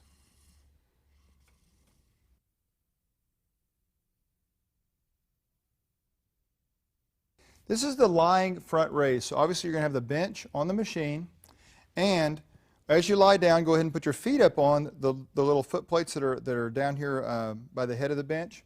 That allows you to keep your spine in a great position. It's nice and comfortable. And we also want the adjustable arms in position number 8, which is not all the way down. If they were all the way down to position number 9, the rope would probably rub against your leg, or as Amy would see, her leg. So position number 8 is about right. And also the straps. The straps are in the longest D-ring, so you've got the greatest range of motion available. Now, all she's going to do is bring those arms straight up as far as she can. So they're going to stop when they're just about over her chin. Yep, there we go. Now, she's got some choices to make here. For example, right now she's keeping her arms in a path that's parallel to each other. But she could also, because of the width of the pulleys in position number 8, move in a V. So as she comes up, they're moving more towards the midline where her nose is. So it's a great variation. Some of you may find that one of those is more comfortable than the other for your shoulder. Other people may just see them as equal variations to choose from on different workouts. Now we're working anterior deltoid, so a little bit of middle deltoid, a little bit of upper pec maybe even, of course some scapular or shoulder blade muscles. The nice thing is she's not having to work so hard to stabilize her trunk. Now she's not totally free from worrying about it. She still has to tighten her abs to keep from going into some big curve under her low back or something. But this is a great beginner exercise because she doesn't have to worry about the trunk quite so much. She could also do one arm at a time until it gets tired and then do the other arm. She could alternate them or simultaneously alternate. Usually when we alternate, we do one and then do the other. But she could move them both at the same time. It's a great little coordination exercise to get your brain in gear with what your muscles are doing.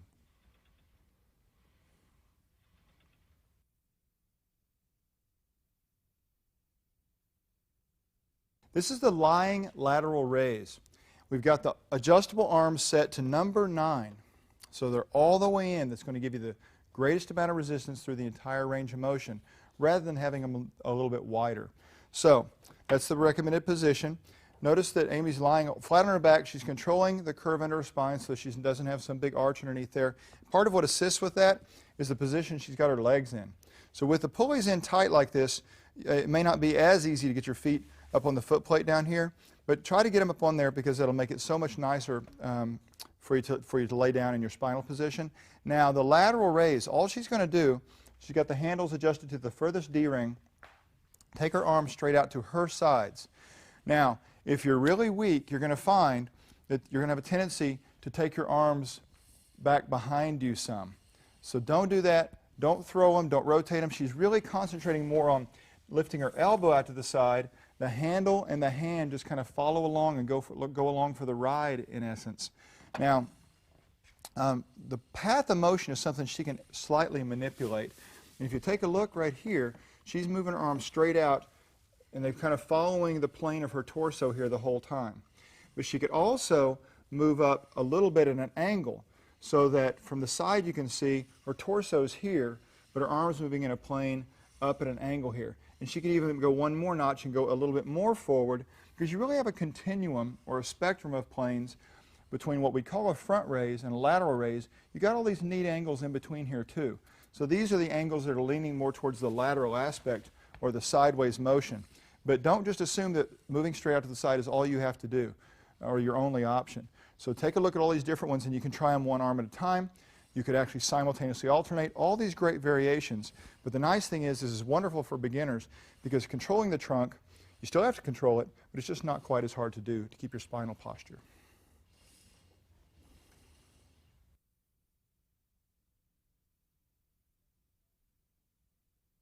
This little exercise is for the scapular motion or shoulder blade motion called protraction. And the primary muscle group involved here is the serratus anterior, which is a little group of muscles that lie right in here. And it's really simple. You're in a traditional bench press position, adjustable arms on number 8, incline for the bench. Make sure everything's locked in place. Then go up to the top of the motion and keep your arms straight. That's really going to be the key here, because if you're bending your arms, you're not going to be able to take advantage of this little small motion that's occurring only in your shoulder blade. So lock those arms, and then let your shoulder blade sink all the way into the bench, the resistance pulling you back, and then shove straight forward like you're reaching as far as you possibly can. So this is just one version, and a lot of times people use this in a physical therapy or a rehab setting for these very specific muscles. But the whole key is locked elbows, let your shoulder blades get pulled all the way back, and then reach as far as you possibly can forward. Because it's such a short motion, you need to take your time, move very slowly, and get everything out of it that you can. And also, just a little tip, if your goal is specific serratus anterior muscles, these little guys right in here that you can kind of see, these little finger-like projections, they also work extremely hard in all your overhead pressing exercises as you reach all the way to the top. So there's a lot of muscular involvement that carries over from these different exercises. This is just one that specifically isolates those guys.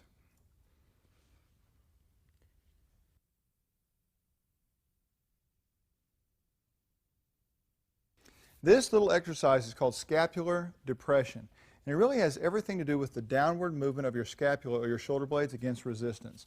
And it involves a lot of muscles, some deep muscles clear underneath your pec called the pec minor, the lower parts of your trapezius that come down and create that little V if you've ever looked at an anatomy book, not the big V that's on your torso but up in the middle of your back. So there's a lot of little deep muscles involved here. And it looks like a shrug at first glance, except realize that the resistance, stop right up there, the resistance has pulled Josh upward. He's using his muscles to push downward. And we want the muscles from the shoulder blade. That's why he's keeping his arm locked as straight as he can. So he's not trying to push with his arm muscles. He's trying to shove downward with these deep scapular or shoulder blade muscles.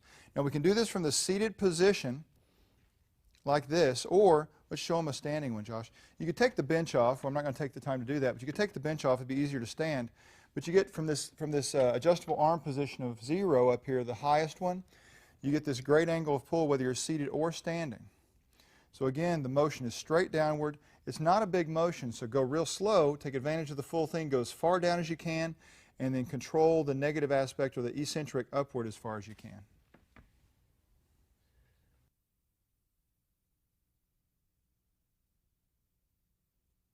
Scapular retraction is a part of many other exercises where we're pulling our shoulder blades back and pinching them together. You're going to see this as a preparatory movement for your rowing exercises and a lot of things, but take a look. We're going to have the adjustable arms in position number 9. They're all the way down at the bottom. So that they're narrow and it allows Josh to bring his arms straight to the front. And if we went outward to position 8, he would have to have his arms out wider, so that wouldn't work right for us. Because it's so low and we want him pulling straight back, he's going to have to bend forward slightly at the hips. Now notice that's why he's not sitting up perfectly vertical, but even as he bent forward, he maintained his spinal position. He did not slouch forward. That is critical, that he keeps this great alignment and does the motion of getting into position at the hips. And then he has to maintain that. This is not going to move. He's not pulling back and forth with his whole torso. It is this little motion. The resistance pulls his shoulder blades forward, but he doesn't slouch. And then he uses these muscles between his shoulder blades, the visible ones and even deeper ones, to create this perfect pinching backwards. Now it's not a pinching up towards his ears. Do that once. So we're not going up towards the ear. So we're going more straight back, like he's pinching my finger right here. And notice he's not throwing his head forward. Sometimes as people bring their shoulders back, they toss their head forward. Show them what that looks like. Try not to do that because it can really, really, really bother your neck up high right here. So he's keeping that great alignment from here to here and doing the pinching here. And the big thing is, as he lets his arms get pulled forward, he's not slouching. Notice he keeps his arms straight the whole time and is really thinking about doing this all in his shoulder blades, not a big pull with the arm muscles.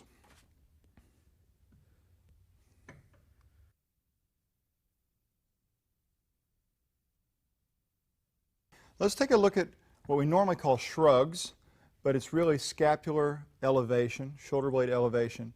And there's not a lot of motion here because we're not trying to pull with our arms. We're trying to leave the arms straight and just do it in the shoulder blades. Now, the direction of resistance on this machine is actually better than gravity would be using a barbell or dumbbell because it's slightly forward.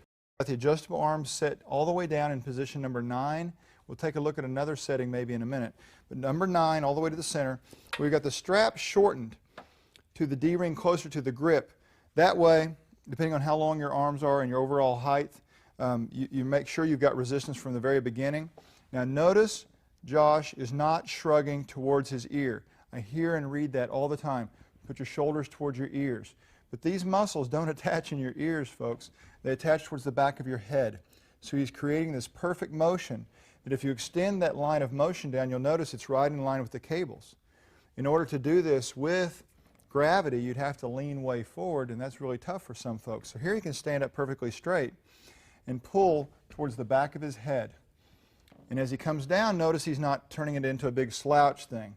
So he's keeping his posture, which is always important, and pulling towards the back of his head. Now let's see what happens. Do we have the possibility here of moving out to position number 8? Okay, so he still has plenty of travel here. He's got resistance from the beginning. It simply widens his arms a little bit. And for some people, that may be more comfortable. Also, you'll notice at the top of the motion, as you shrug, your shoulder blades don't just go up, they pull towards your head. So that's a nice little variation here, is having the resistance from a little bit wider position and shrugging towards the center and towards the back of the head right there. Perfect.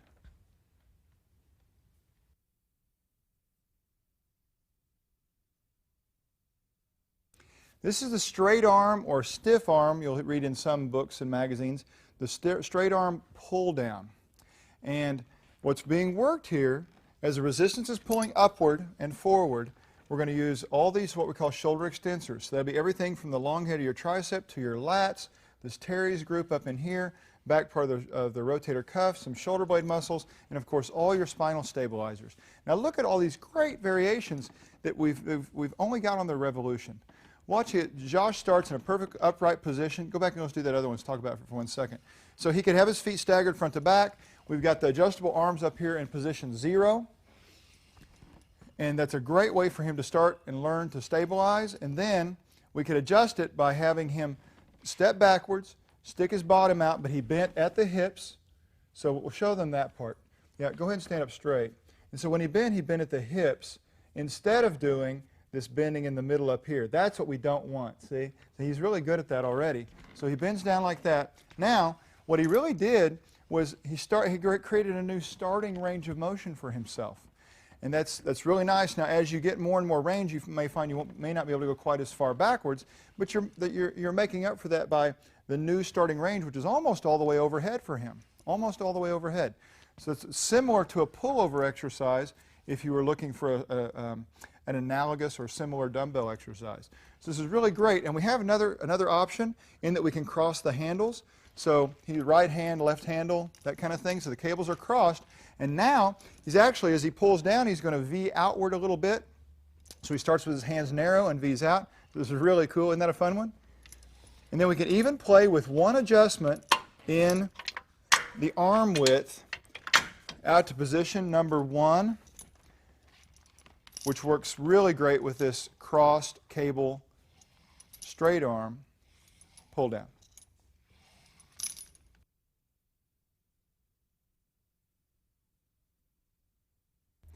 Bent over rows on the Revolution are a little bit different than if you were doing them in the gym or with a dumbbell because the resistance is not pulling straight down. So you don't have to bend over as far. The resistance is coming from the pulley that we have adjusted to position number 9. So they're as close in as you can get them and all the way down. And then Josh bends his knees, bends his hips, and keeps his spine straight. And then all he's doing, now watch this. This is really what makes this thing feel great and work great. Do you see how he pulls his shoulder blades at the very beginning of the motion and then pinches them all the way together by the time he's at the end? So it's not like two steps. It's not like shoulder blades and then arms. You see this fluid motion of shoulder blades and arms. But the big difference is, can you do it? Can you do one wrong where you don't retract at the same time? Yep, and then just do the arms. Kind of leave these forward and just do the arms. You see people trying to do this. He can barely even do one wrong. He's so good at doing this stuff. But sometimes people don't do the shoulder blade part, and they just try to bring their arms back, and it makes a huge difference. And you can tell just from seeing what all he's involving by really pinching those shoulder blades together.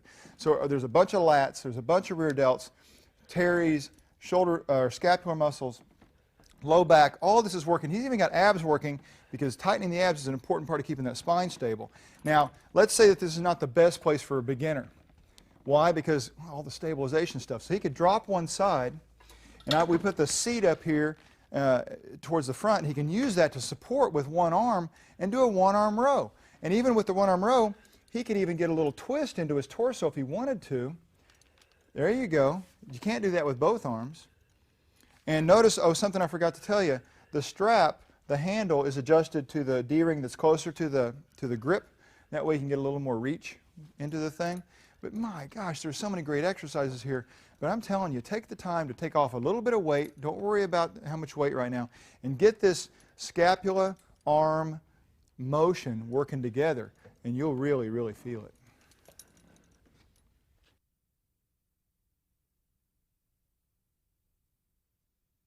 This is the lying pullover.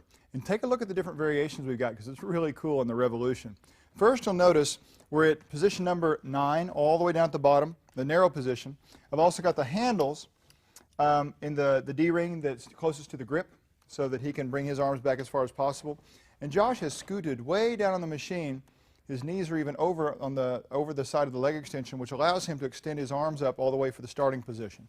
Now he's going to move as far as he can through the range of motion. Probably the big thing to look for is what he's doing with his shoulder blades. A lot of times when people do this, they throw their shoulders real far forward, and he's kind of keeping his shoulders near the bench backwards, especially as he finishes the motion. So up here, he's reaching up with his shoulder blades, but back here, he's retracting them, pulling them down into the bench, and bringing his arms down towards his pelvis. Now the other variation, surprisingly, is you can change the arm position, the adjustable arm position, to the exact opposite, and create a really neat variation on this exercise. But let me show you a trick. We're going to lengthen the strap so that he can move a little further. But the way I set this up to begin with, I put both D-rings through the snap hook to begin with, so I don't have to unsnap one and then snap the other. I can save time by just unsnapping, if I can get my fingers to work, by just unsnapping the short one, and it extends right out to the long one, and now he's ready to go. Now, what does this do? Well, it's obviously a shorter range of motion. You can't start from clear up here. But it increases the amount of resistance that he has down at the bottom, because previously when he got to the bottom, that cable was laying right along his arm because the pulley was down here. And that meant the bottom position was very, very easy due to the mechanics of the rope pulling on him. So here the rope is pulling at an angle. When he finishes, that increases the resistance at the bottom. So these are very different variations. One with more range and at some points less resistance. This one with less range but a little bit more resistance, not because we added resistance to the power pack, but because of the new angle. So the mechanics and where the rope is pulling is critical to the variation of the exercise.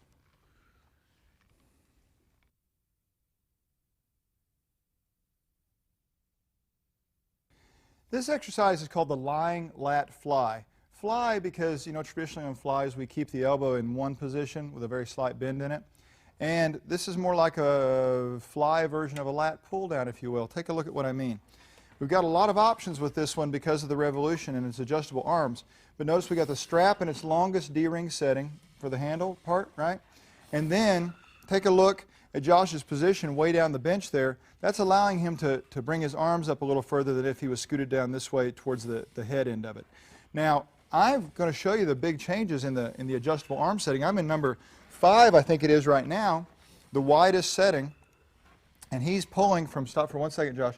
His arms are up, headed towards the pulley. Can you see that? Always look at the rope and the pulley and the direction that it's coming from. And he's going to angle down towards his bottom, completing that angle of the rope as he performs the motion. So this position number 5 does two things. He's not able to go maybe as high as on some of these other settings, but it's keeping the rope way out to the side, which is increasing the resistance a little bit at the bottom position. Now, as I alter this down to maybe number 6, we ever so slightly start to change the path of motion. So his hand doesn't end up coming way up here above him. It's more straight out to the side because the pulley is more down at his level. Still a super exercise. Here's number 7. Take a look at how the path changes again. Now the pulley really is down at his level, and he's coming straight towards the pulley and straight towards his hips. There's no angle to the path at all. These are all great variations, and they're all virtually working the same muscles, just a little bit different stresses on the joint, and maybe slight contribution changes from muscles. Probably the bottom position, the lowest you'd want to go, would be position number 8, which is not all the way in to the narrowest setting. But that might even allow him to come up a little further in terms of range of motion. So he could come up a little bit higher. And when he gets to the bottom now, he basically loses most of the resistance because the cable ends up lying right against his arm. So he's lost a lot of the resistance here. So that's a neat alteration in the resistance profile, in other words, where it's hard and where it's easy, as well as in the plane of motion, all from variations on the adjustable arms.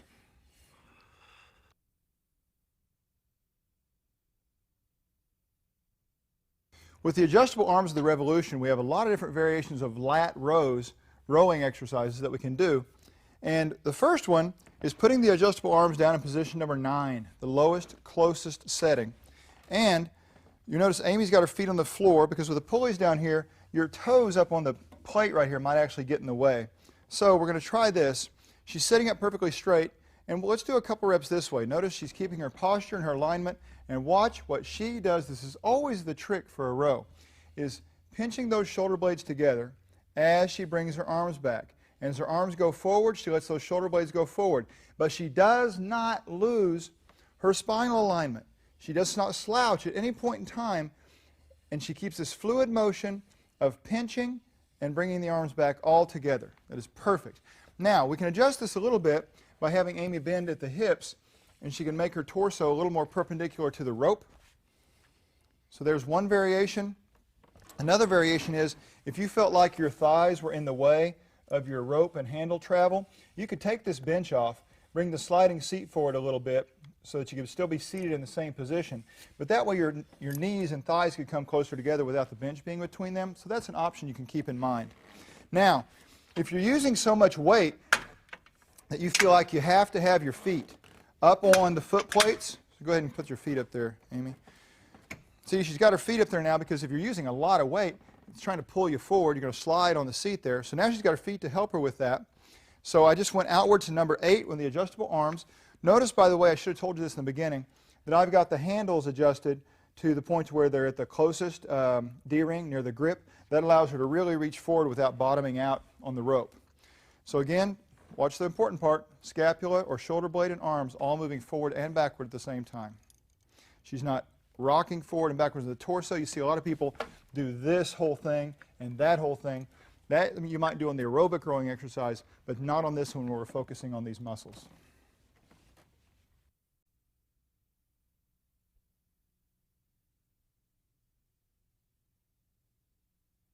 This is the high lat row. Now we've adjusted the arms up to 0, to the highest setting, all the way together.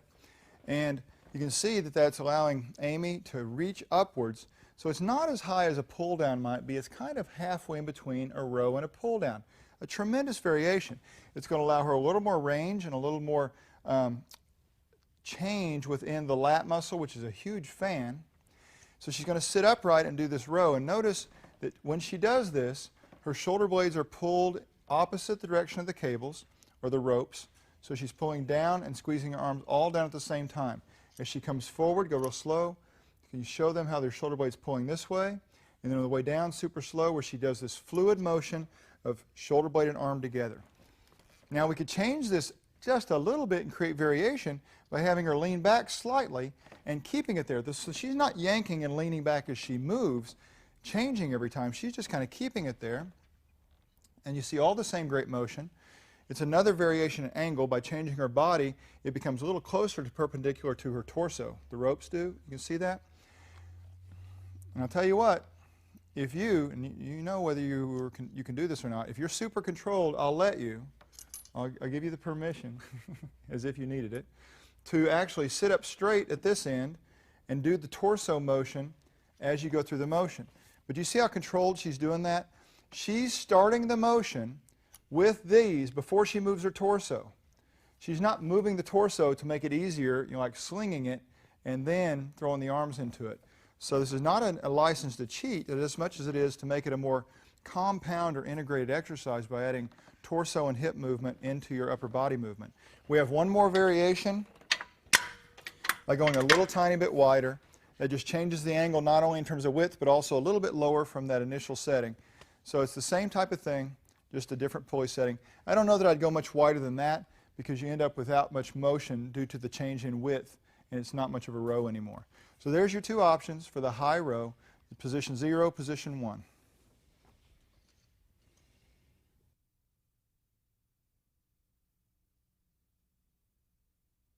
This is shoulder extension, which is kind of a version of the straight arm pull down that we've seen before in the standing position. But we're just seated and we're in the position number 1. So it's not all the way up with the adjustable arms. And we've got the strap extended out to the longest possible setting for the handle.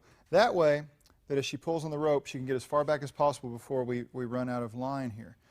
So the idea is to sit up pretty straight and not be moving, swaying forwards and backwards. And keep your arms straight. Go ahead and lock it. And bring it back as far as you can. She's still going to move her shoulder blade a little bit with this. You'll notice the little bit of scapular motion forward and the scapular motion backwards, kind of pinching as she brings her arm down. The great variations on this that Amy's so good at is alternating so that she can do one and then the other. And she can simultaneously alternate so that she's not just letting one rest, which is another version of alternation. So instead of just doing this and then doing this, she's moving them both at the same time. This is really cool. And then, of course, if she really wanted to, she could just put one completely down and just do one arm and finish it and then do the other.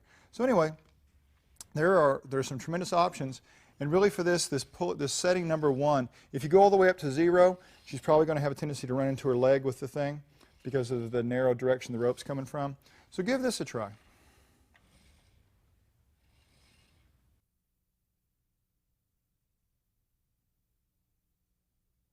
This is the wide lat pull down. Now, even though there's not a lat tower on the machine, these adjustable arms all the way at the top create the same direction of resistance that we need for any pull down. Now, depending upon your height, you might have to make some adjustments here relative to the seat and the angle of your body to get the angle of the pull down that you want. So take a look at this. In the starting position, number 1, I've got the handle shortened, right, to the D-ring closer to the grip. And then that allows Amy to reach all the way up. We still have some resistance on her. We're not bottomed out up here. And the rope is in line with her arm, is in line with her torso there. So that's just about like having the rope straight over your head if you were standing up or seated in a vertical position. It's the same thing. She's just angled a little bit. Now I have the seat back that you use for the leg press. I have it on the front of the sliding seat with the sliding seat locked in a very specific position to allow her this range, and she can rest on this if she wants to. Now she doesn't have to. We could take that off of there and she could use her trunk muscles to maintain that position as well. That would be considered maybe a little bit more advanced. But watch as she goes through the motion. The first thing I'd like for you to watch, do it real slowly for him, Amy. Her shoulder blades are up here at the top, but the first thing you're going to notice is these shoulder blades go down. Not necessarily together like they did in a row, not a pinch backwards, but a pinch downwards towards her waistline.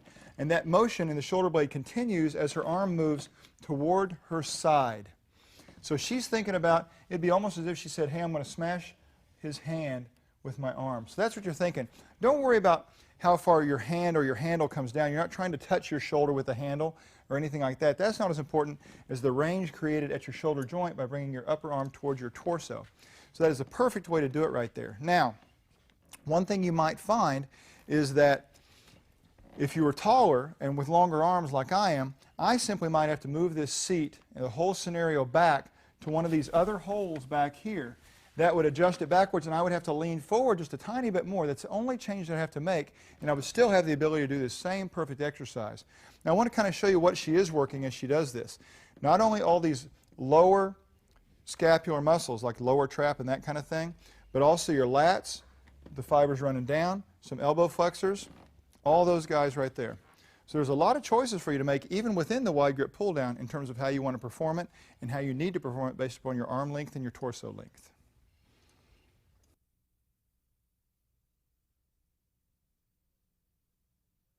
This is the narrow pull down. Now, for the pull down on this machine where we don't have a lat tower, we don't have to compromise because the adjustable arms come all the way up to position 0, the narrow setting, and I've got the hand grips at the closest setting so that they're shortened to this D-ring near the grip. And something else you can do, you don't have to, but it's kind of helpful for some people to put the seat back that you use for the leg press onto the front of the sliding seat, and that way you can lean against the way I've asked Amy to do here. Now she's strong enough that I could get rid of this entirely, and she could control her trunk and control this angle.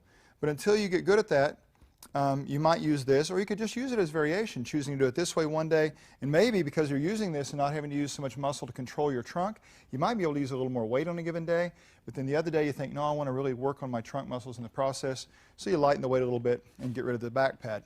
Anyway, the path here is more like your arms are moving parallel. See, they're not moving wide.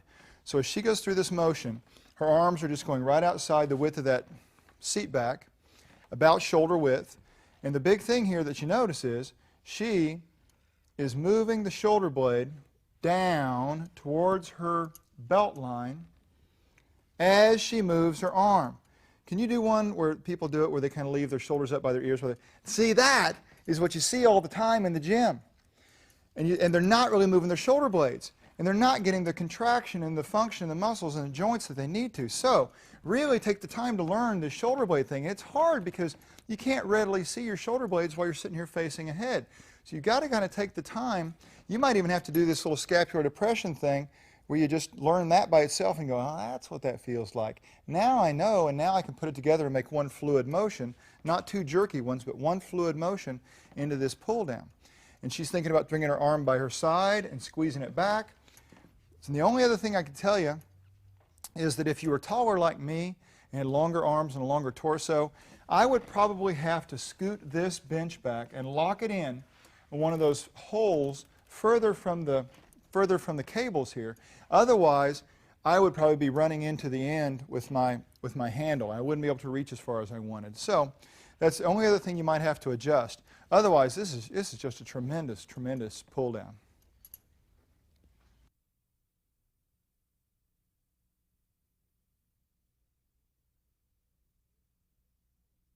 This is called a mid-range pull down, and that doesn't mean you're moving through a partial range. That means it's not in one of the extremes of the more traditional pull downs. It's not the wide pull down, and it's not the narrow pull down. And this range in here, these options, mid-range between those two, are great places for your shoulder to function. A lot of people are more comfortable here than in either one of the traditional pull downs. So notice that for the pull down, we've got the adjustable arms all the way up. They're all the way up to 0, and we've got this in the shortened setting at the handle so that she can really reach forward. The seat back sometimes comes in handy. You know, we use this for leg presses on the other side of the seat, but here it allows Amy to lean forward on it if she wants. But she's also good enough that we could remove that and she could just hold her trunk there too. You need to find out how that works for you. But the big thing I want you to see is that the range, this plane that she's moving through. Take a look. This would be the wide version. See? And this would be the narrow version. So we're saying that between this and this, there's a bunch of options. And there's exactly in the middle, and that's what she's doing right there. And it really feels a little bit different, doesn't it? It's a great thing for your shoulders. Now watch the sequence of events here, where as she's doing this, she lets these shoulder blades go down towards her waistline as she's bringing her arm down. So nothing has really changed from any of the other pull downs in terms of the sequence of events. the unified fluid motion between the shoulder blade and the arm. The big thing that's changed is this plane that we're moving through, not being by her side, not being totally away from her side, but being right in between.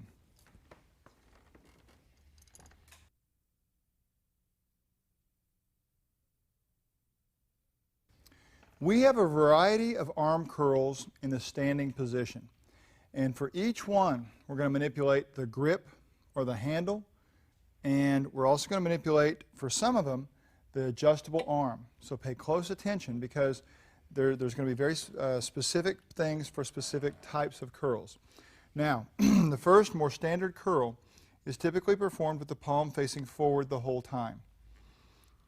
So there's Josh. The big thing that I would like for you to realize is consistent among all of these curls is that the upper arm is not moving.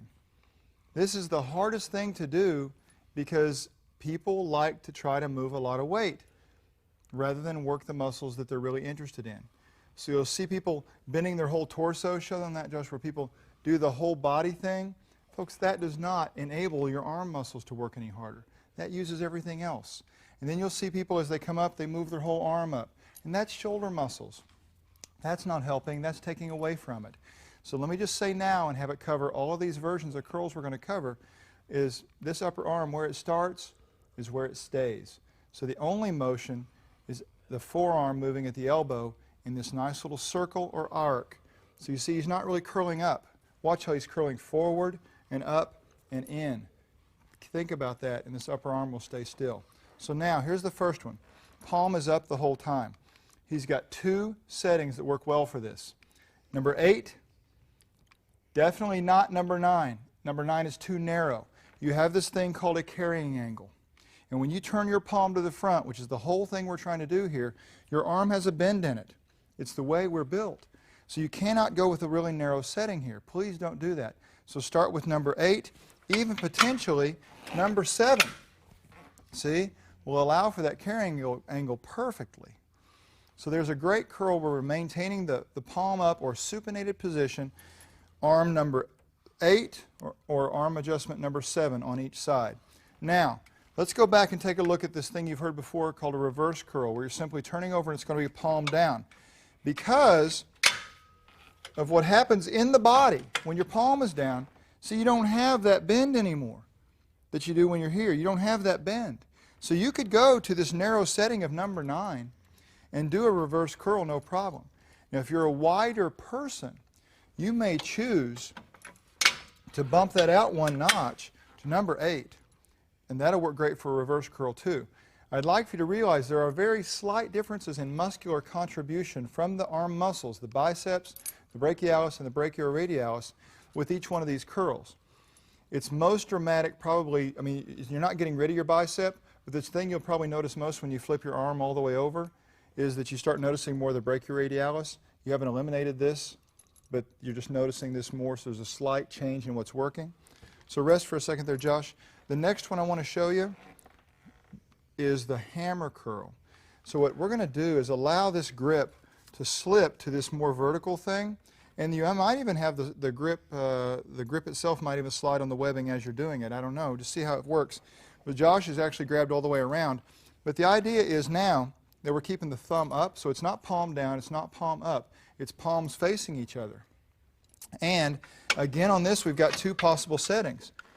You could be at number 9, the closest one, because when your palm is in this position, your arm doesn't have the carrying angle. That only exists in the first one we looked at. So you could be here, or, again, a little bit wider person, depending on your skeletal structure, you could go out to number 8. Works just fine. So there's 3 versions of the curl so far. The final one is this. I'm going to have him have the same position. You can go ahead and grab these just like you were. So let me show him. We're going to turn this handle so it's in line with the webbing. It's not across it like this. And he's going to grab it so that all that webbing that's pulling on him and the rope is coming off of his pinky side of his hand. And now this gets kind of neat because he can rotate or supinate as he curls and actually have resistance against the supination part. You see, normally we only have the resistance, like if you have a dumbbell and you do supination, there's a resistance on each side of your hand, each side of the dumbbell. So the turning part is not resisted, which is fine. And you could do that here by going back to your normal grip position, right? And then as he turns, this thing could kind of turn in his hand. He could just kind of do that kind of thing. See where it's still pulling off of both sides of his hand. And that's great too. That is a great option. I'm not saying it's not valuable, but just a little tricky thing you can do with these cool revolution handles is create resistance another way, and that's a lot harder, isn't it? A little bit. Now, because we're ending up in the supinated position at the top, I'm going to recommend that you again go with position number 8 or even position number 7 for this rotating or supinating curl.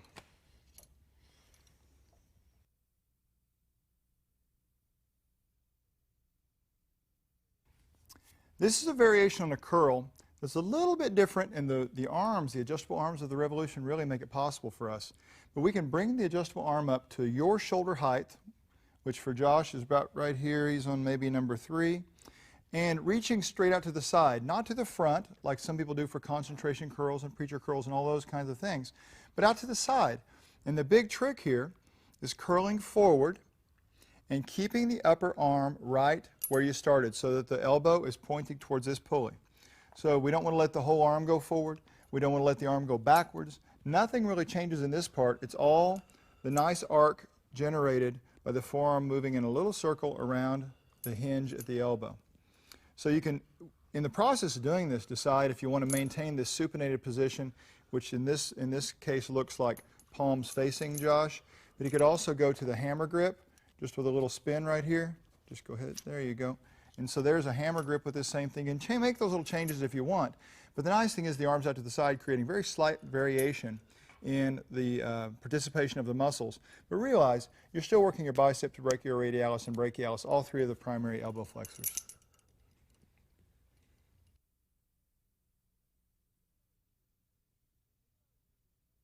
Look at our variations on push downs. Now this is a tricep exercise, elbow extension.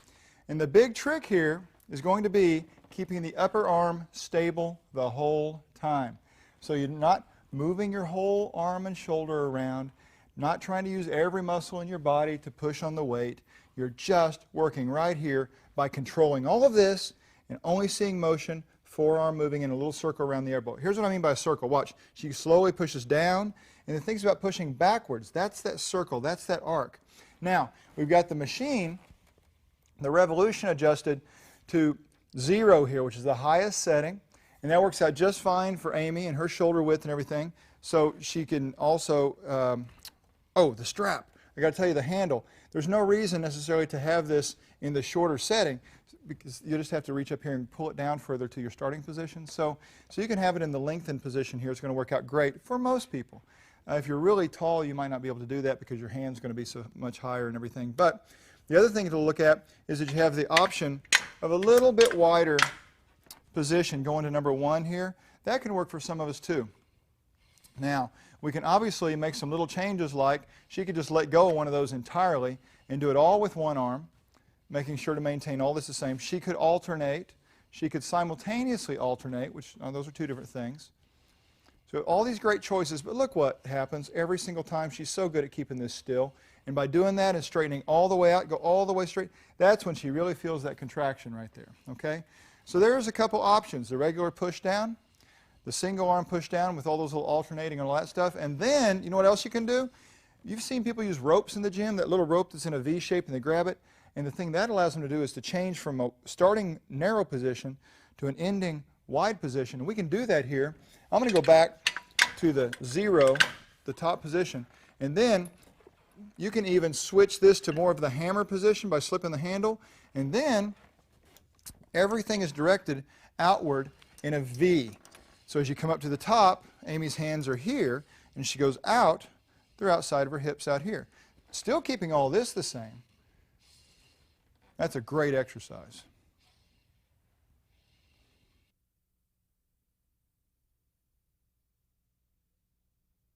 A very popular tricep exercise is the kickback, and we have a lot of variations we can do on the Revolution for that exercise. And the first thing I'd like for you to realize is really just a variation on a push down. We're just no longer pushing down.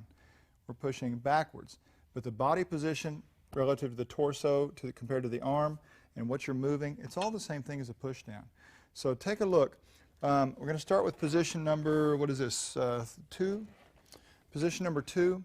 And I've got this set up so the strap is in the shortest setting on the D-ring, and it's in the hammer grip type vertical setup. So Amy can slip her hand through here and have her kind of a thumb up kind of a thing. And she can also use the arm to help stabilize. She can just kind of put her feet forward and back there a little bit, whatever's comfortable, put the hand here, and then she's going to bring her upper arm back beside herself, beside her torso, and then from there do the straightening. Okay, so there's the first version of the tricep kickback. For every single one of these, the key is going to be this. She's keeping her upper arm still. She's not letting it move that way as she comes back and move this way as she comes forward. So she's really good at body awareness and understanding the position she's in and keeping it that way. Sometimes this is where mirrors can be helpful too. If she had a mirror over here on a wall, like you might have in your home, she could see where her arm position was being maintained. So let me move this real quick, Amy, down to position number 3. And all she's going to do as we move this, she's going to alter her angle a little bit of her body, and she'll be kicking even more backwards instead of downward at a little bit of an angle. So there's number 3, and I'll adjust this as you're going, and they can just watch the position at the same time change. So there we are down, looks like number 4. Yep. And she's pushing backwards now for sure. I'll tell you, this is a lot more effective than a dumbbell kickback. A lot more effective, because a dumbbell, you know, if she was right here with a dumbbell in her hand, there'd be no resistance. That dumbbell would be balanced below her elbow. Here, that dumbbell would actually be resisting her biceps. That wouldn't be working at all. So not only does she get more range, she also gets a better resistance profile than having that dumbbell be heavy at one point and nothing at another point. One final setting, number 5, where she could bend over even a little bit more. Last one for the standing version.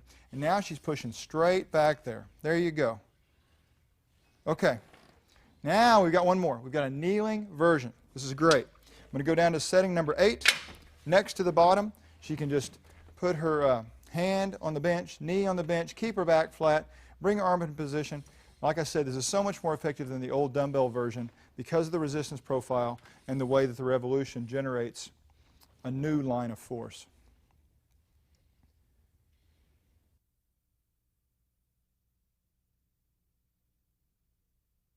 This is a neat variation of a tricep exercise or elbow extension, and we could call it a cross tricep extension. And really all we're doing is setting the pulley at about Amy's shoulder height, pretty close to it, and then the rope will travel across, and she's going to hold this other arm into a position of abduction, we call it, which simply means that the arm is away from the side, but the upper arm is going to be in line with the cable, and then she's just going to do kind of a push out instead of a push down, keeping that upper arm perfectly still the whole time, using a hammer grip. That's all there is to it. So it's just a neat variation with a little bit different length in the long head of the tricep. All the other heads of the tricep, the medial and lateral, they're all doing the same thing all the time anyway. So this is a neat little variation that we can even change a little bit again. I'm going to go up one notch above her shoulder, and in response to that, she adjusts her upper arm angle to again be in line with the rope, and there you go.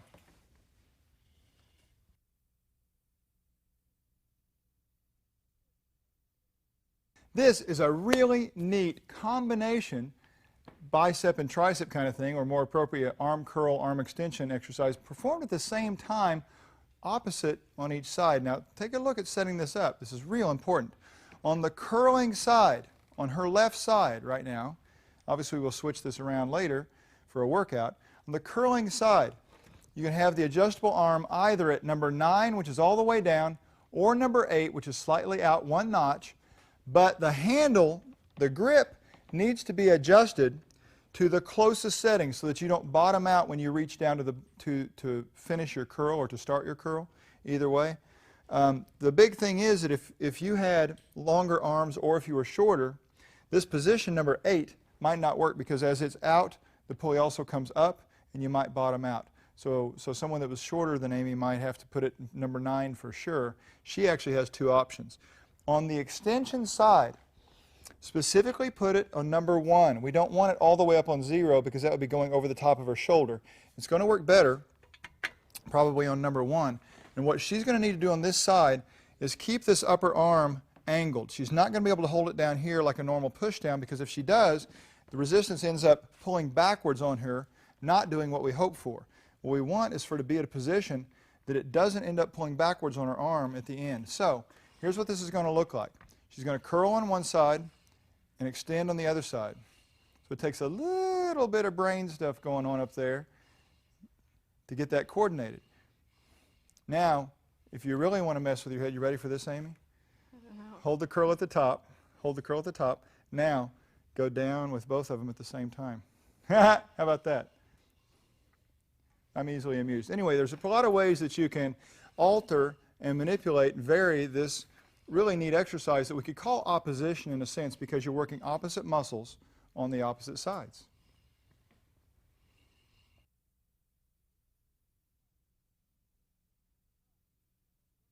From adjustable arm position number 9, which is the furthest one down and together, or number 8, you could perform both of these next exercises. These are wrist exercises, primarily wrist flexion and extension. And so what we're going to do is have Amy come up to an elbow bend of about 90 degrees. And that sometimes is the big trick, is trying to keep that while you're doing these little wrist exercises. She's going to start with wrist extension. So she's got palm down. And she's simply bringing her knuckles up and kind of towards her bicep. Okay? And then the alternative to that is simply wrist flexion. So she could just turn this right over, palms up, and now she's taking her fingertips towards her bicep. Now, the thing I'm going to ask you to do on this exercise specifically, sometimes people doing wrist flexion, they want to let this roll down a little bit. They let it roll down because they're thinking, well, I can do finger flexion and then my wrist flexion. The thing I'm going to ask you to do is not to do that, because sometimes when people release their finger grip a little bit, they release their wrist muscles a lot, and that really makes them hyperextend their wrist. Can you feel that?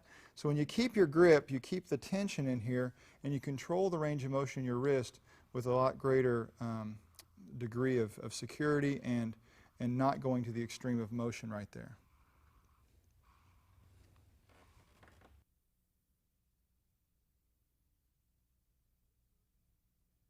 This version of a triceps extension is performed on the inclined bench, okay?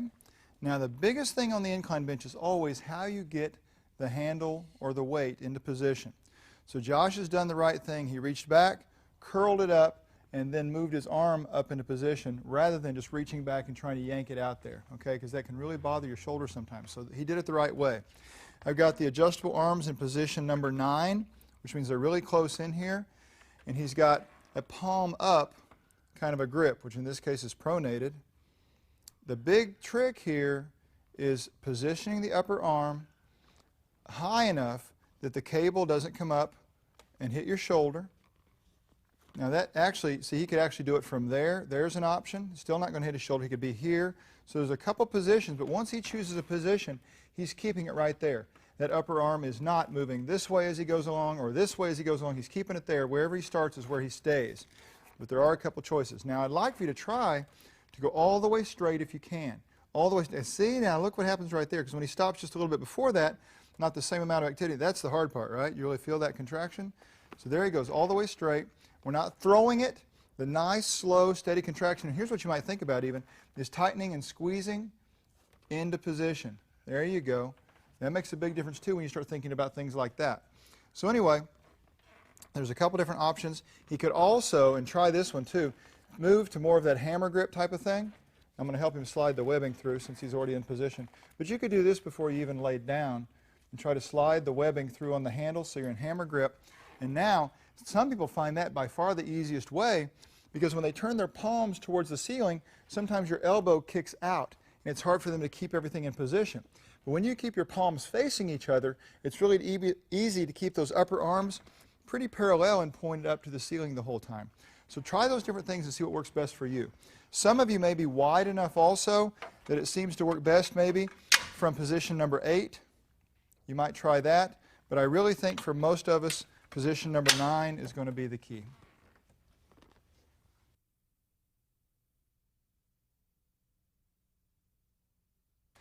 This is the cross tricep extension, which you're only going to be able to do with one arm at a time, unilaterally.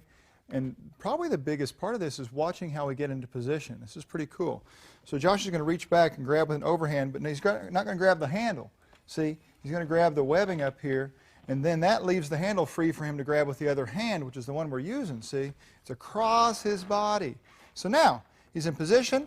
He's going to work on holding this upper arm stable the whole time. And this is a big trick too. I've got the adjustable arm set on number 8.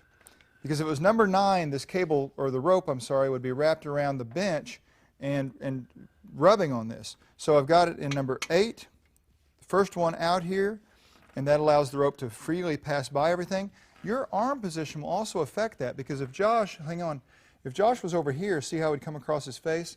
So he's chosen an arm position from his previous experience that helps him know how he can straighten out his arm and still stay clear of the rope.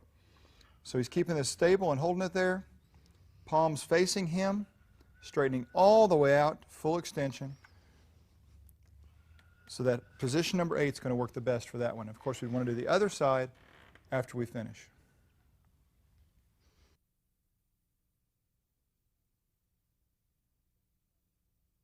This exercise has been around forever, and it's called the French press for some reason. Don't ask me where it got its name, but traditionally it's performed as a tricep exercise from an overhead position. So getting your handles from the revolution into position are critical. Do it just exactly like Josh did, where he curled all the way up, and then it's easy to rotate the arm upward when you've got the arms bent that much. The adjustable arms are in the bottom position, number 9. The straps are extended out all the way, and then the trick is going to be to keep that upper arm relatively stable. Now that is hard to do when you're overhead, and most people will see a little bit of upper arm motion. There's just no way around it. Try to minimize it as much as you can, but it still needs to be comfortable, and it has a lot to do with how much your shoulders will get into position, okay? You can also adjust your position on the seat. You'll notice Josh is sitting a good 15 inches in front of the vertical part of the machine here. So you could even adjust that even further if you felt like, well, I can't get my arm up high enough and I feel like the rope's rubbing on me. So watch as he moves up. Now, see that rope stays a little bit further from his shoulder even when his arm is all the way straight. So you can make those little adjustments as you get more familiar with the exercise.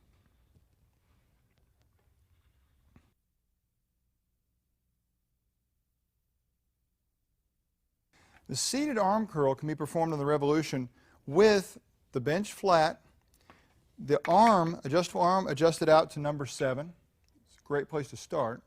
And then you kind of need your body angled on the bench so that your arm is pointed off to this side, and your back is more and your seat is more towards the other side of the bench. So you're angled across it just a little bit. Now, here's the big thing. If you're going to use your knee to rest your arm upon, put the end of your upper arm on your knee, not down here on your forearm, because that's going to be moving, and not on your elbow where that bone's sticking out. Right up here, kind of at the end of your tricep, the upper arm, where Josh has got it right there. He's got his arm pointed toward the pulley, so the rope is following in line with his arm the whole time, and he's doing his best to hold his upper arm still. Now you might think, well, how hard is it to hold your upper arm still when it's setting on your leg? Well, the thing is, once we rest that on there, you're going to find this, because it's not so easy to move the upper arm down and up anymore, we end up moving the shoulder up and down, which accomplishes the same form of cheating, if you will. So try to hold all of that still. And curl, you can curl towards you up vertically. You can curl almost across while you're doing that. Show them that, Josh. So you've got a couple little options there. And then, if you want to try a version without resting on your knee, you can put both legs down or you can straddle the bench. Either way, go ahead and put both legs over here on this side. It'll be fine, Josh. Now you're just going to sit there and point the arm towards, nope, just right back where you were. Yep, and point towards. And then he's just going to hold his arm there in space using his shoulder muscles to maintain that position. So it's not much different in terms of total effectiveness on the elbow flexors is the same. It's just the stabilization requirements are a little bit tougher. So there's several variations for you for the seated arm curl.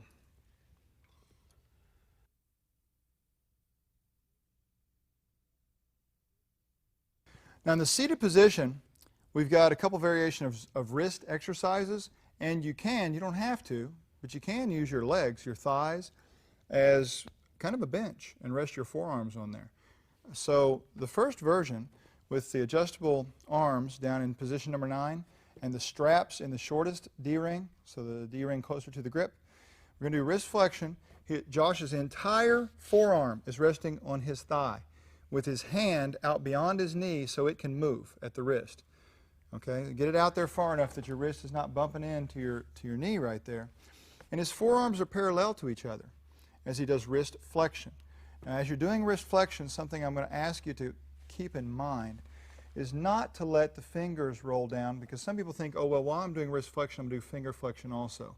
The only problem with that is that as you go into eccentrically letting them uncurl, sometimes, almost every time, we relax the wrist muscles and you end up in a significant amount of hyperextension of the wrist and no support for all these little bones that are precariously hanging out in there. So keep that grip tight as you control into the eccentric portion, and then pull those fingertips towards the bicep or towards the elbow for full flexion. Now we're going to make a very slight change as we flip over for the wrist extension exercise, because when we do that, notice Josh's elbows kind of went outward, and you want that to happen. It's virtually impossible to turn your palms all the way over facing the floor while keeping your forearms parallel to each other. So let those flare out a little bit this time. And now, same thing, only backwards, knuckles towards the elbow or knuckles towards the bicep for wrist extension.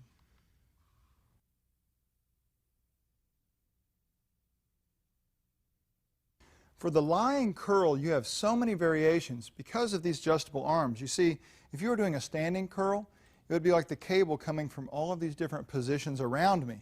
Because I'm lying, I can adjust the arms and the pulleys up and down like this. I can address the curl from so many directions. We're going to show you all of them here in 1 second. But first, take a look at the 4 basic variations of curls.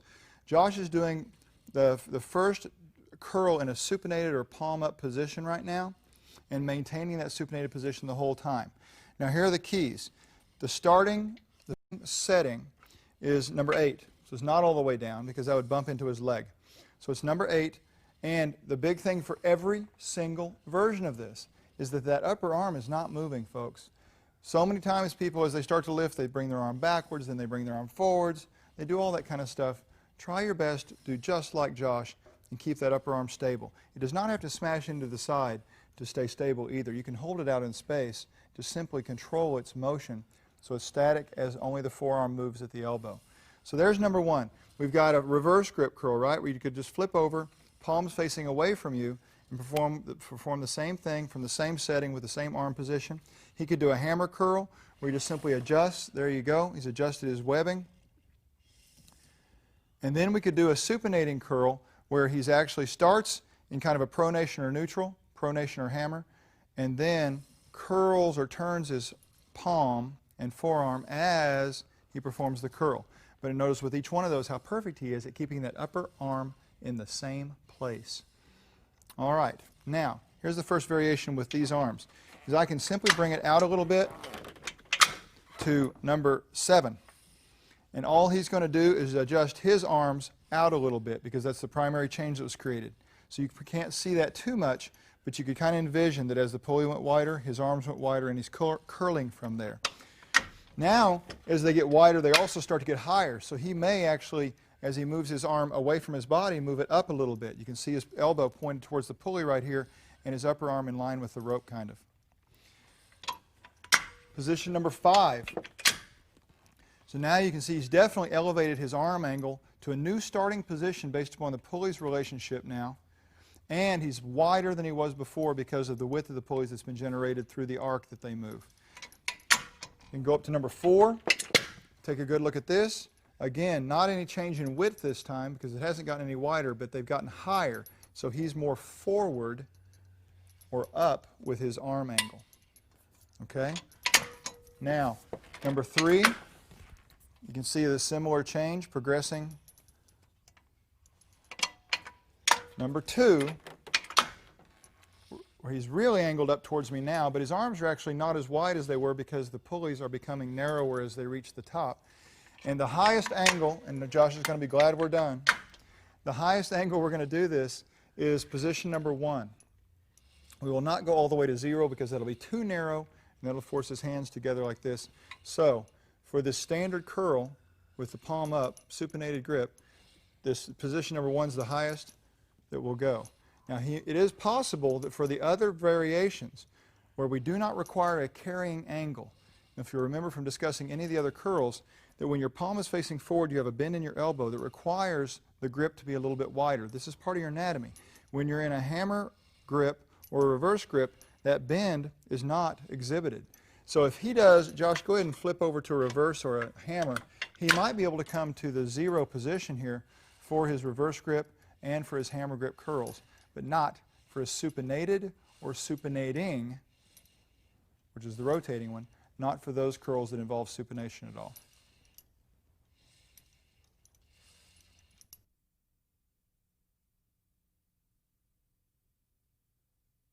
The concentration curl on the revolution can be performed with the arms, the adjustable arms, all the way up in position 0. Now traditionally a concentration curl was performed with a dumbbell in a bent over position, so your arm was kind of out away from your body, and it was a one-armed exercise, a single arm at a time. So we're going to do the same type of thing here. It's going to be a little different than a concentration curl with a dumbbell in that the arm is going to be away from you a little more or up a little higher. And so start with the cable, and I would put this handle strap in the shortest position, the D-ring closest to the grip, and just reach up. And the big trick here, the big secret, is going to be keeping this upper arm right in the same place where you're starting. So once you grab there, all the movement is going to be just in bending the elbow. See how she keeps that upper arm in the same place? That's the trick.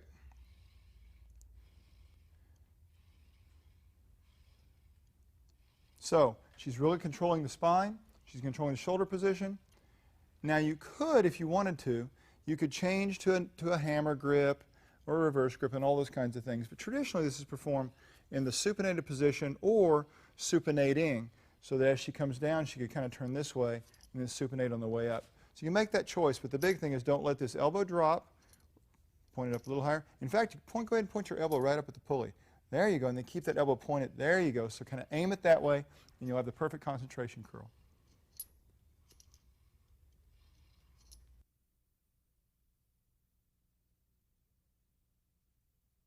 We're going to take a look at 3 variations on lying tricep extensions. So you're going to be straightening your arm in all of these, but we're going to change things just slightly. The first one, notice we've got the arms all the way down into position number 9. Now, that means the pulleys are close together, and you're going to start by grabbing them and keeping your arm bent right after you grab the handle. We've got the handle adjusted to where it's in the longest setting with the D-ring, and just bring the arms right in by your sides. Now, you're not going to be able to point your arm toward your hips, because when you straighten out, this cable or rope is going to come down and probably hit your shoulder, given that the pulleys are so narrow. So I'm going to have you angle just enough that when you straighten all the way out, the rope and the handle touch your arm, but they don't scrape on it or try to go past your arm. So that's going to choose your bottom position for you right there. Now all Amy has to do is maintain this exact upper arm angle the whole time, and she'll have the perfect, well, basically a lying push down is what it'll be like. So this version of this lying tricep extension is really like a lying push down. So there's version number 1. Version number 2, I'm going to have her simply bring her arms to straight up, and then she's going to do her tricep extension, but notice right off the bat we start to see that as she comes down, depending on how low she goes in the range of motion, this rope hits all the way against the pulley. So all I have to do is, I don't even have to unhook the previous D-ring, I can just hook up the shorter one, and now she'll be able to do that full motion, no problem. So basically her arms are 90 degrees, her upper arm is 90 degrees from her torso right now, and she's keeping it there the whole time. If you find that you're still hitting the handle against the pulley, then all you need to do is scoot down on the bench just a little bit and it'll solve the problem. Now there is a version that's halfway in between that we could do, where instead of being 90 degrees, instead of being slightly angled away from the torso, she could come at about 45 or so, and then hold that position. So really, these are all very similar exercises to a push down or a tricep extension. We're just determining a new starting position in which the upper arm is angled relative to the torso, either 90, about 45, or about 10 degrees from the torso, which would be almost like your regular push down.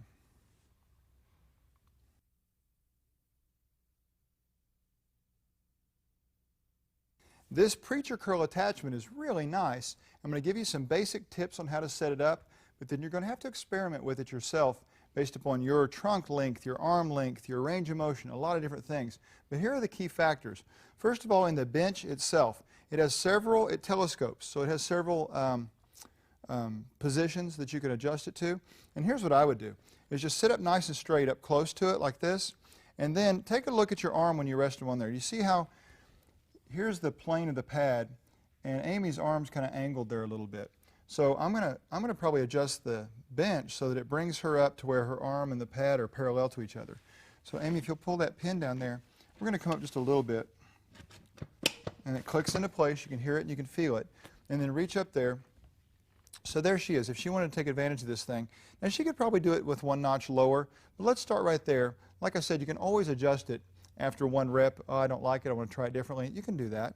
So next thing is, after you've attached the curl bar down here on the leg extension unit, you're going to need to adjust the starting position.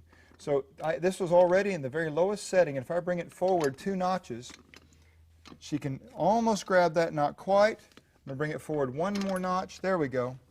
So I have this set of D-rings. I have the arm curl attached to the longest D-ring, and that's also going to be influenced by the fact that the bar that it's attached to, that has these pads on it, it's in the closest hole, the closest setting here. You can see that would affect her overall starting position as well. So there's 3 things that can affect whether or not you can grab the bar and grab it comfortably. And that is the D-ring, which hole the bar is through, and then your choice of positions for the angle of this input arm right here. Now, she's going to grab, allowing for her carrying angle, because we're grabbing in supination, palms up, so she can't grab at shoulder width. You hear that all the time, grab it at shoulder width for curls. That's really inappropriate, and sometimes when you grab a straight bar at shoulder width, you end up with this sensation of almost like a shin splint that you would feel down in your shin when you run or something. It's almost that sensation that you have. Have you ever had that before when you do curls? And that's for really not allowing for this carrying angle. So you're going to be a little bit wider than shoulder width, which is what she is here. And now, hopefully you've set up this whole apparatus back to the resistance, just like we showed you in the attachment of the preacher curl, the set of the preacher curl initially. So go ahead and curl through the motion there. Now, one of the things you're going to find is that based on how you set up this initial adjustment, it'll also affect the range of the entire unit. For example, if I had positioned this hook in one of these other D-rings, this unit would be up here closer and would alter the resistance and maybe not even go as far as she wanted to. So you've got to look at both the starting position and the ending position to see if you have it adjusted just right for you. And it may take a couple trial and errors, but you're going to find the perfect one. This works great for Amy right here. But it's all these different components that make it all work well together. Now, as far as the actual performance of the exercise, watch what she's doing. Do you see her elbow is not digging into the pad? Some people dig their elbow in and their shoulder pops up and they end up just rocking around like this, almost doing more shoulder blade stuff than actual elbow flexors. So she's doing a good job of holding still and keeping the tricep more than the elbow pressed into the pad and performing the entire motion with the elbow flexors.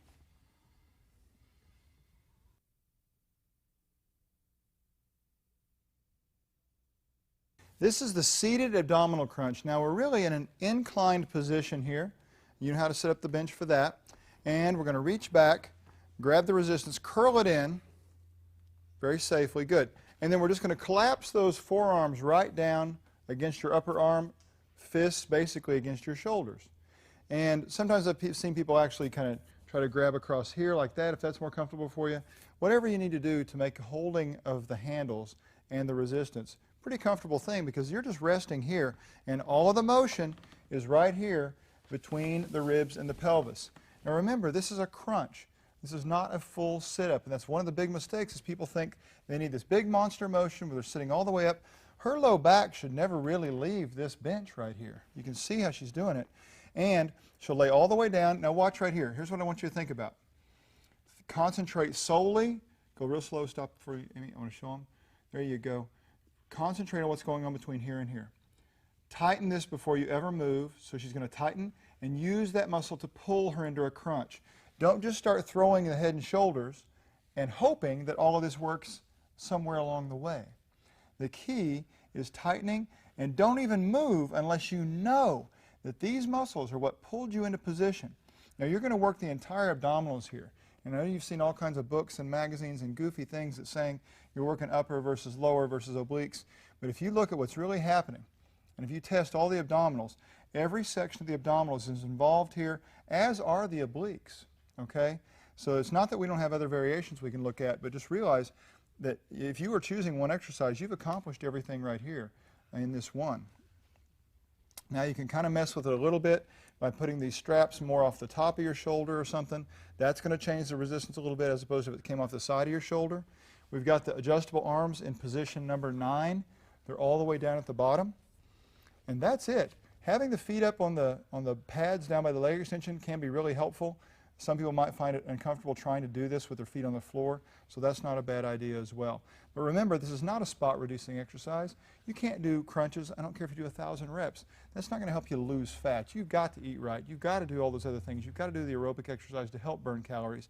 This is about creating a stronger core. This is about developing the muscles so that as you lose the fat, you can see your abdominals because they are underneath there. We are working these just like any other muscle. You've just got to expose them by reducing the fat if you want to see them.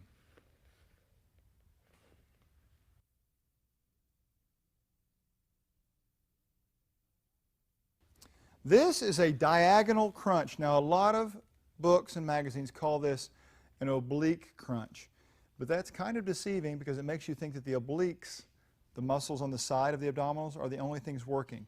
And it's not so much that that's the case. All of these muscles are going to be working to some degree. So it's not an oblique muscle exercise, but it is in fact an oblique motion. But to prevent the confusion, we're going to call it a diagonal crunch or a diagonal motion. Now getting into position is the main thing. Amy's going to reach back and grab the webbing, the strap, leaving the handle free for her to grab with the other hand, and then she's going to rest that with the arm across her body so she's got the right rope on the right shoulder held by the left hand, as you can see.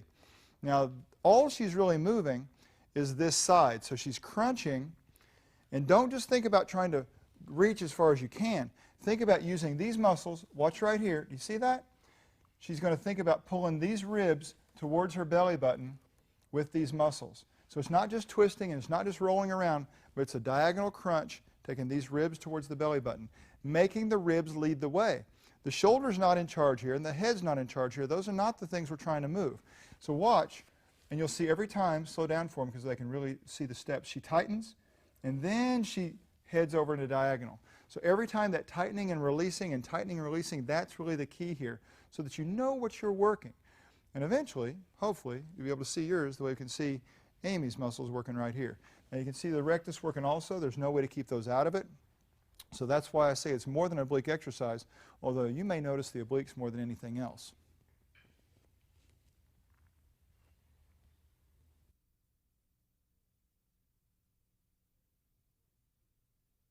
Here is a great version of a seated abdominal crunch that we can perform in the Revolution using the leg press back pad.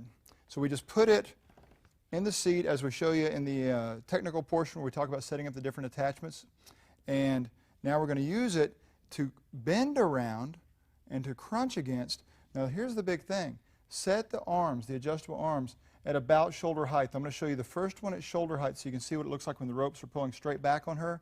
And then one other setting up one from that, which would be position number, this is number 5 right here, and then it'll be position number 4, I believe, if we go up one from that. But anyway, take a look. Here's the big trick.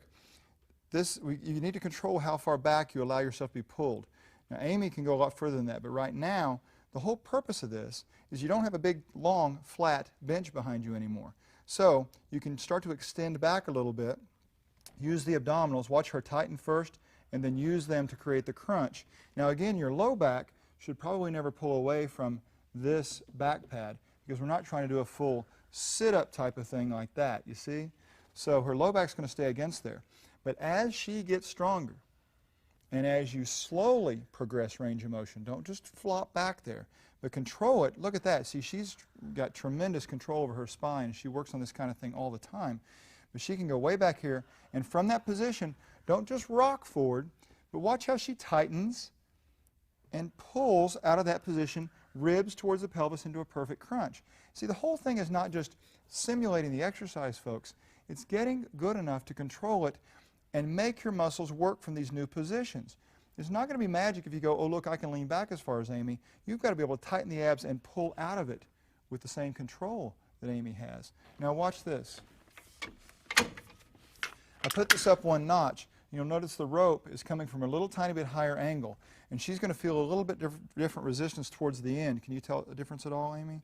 It's going to make it a little bit harder towards the end of the motion because the resistance is not falling off. It just has to do with the way that the ropes are pulling on her torso.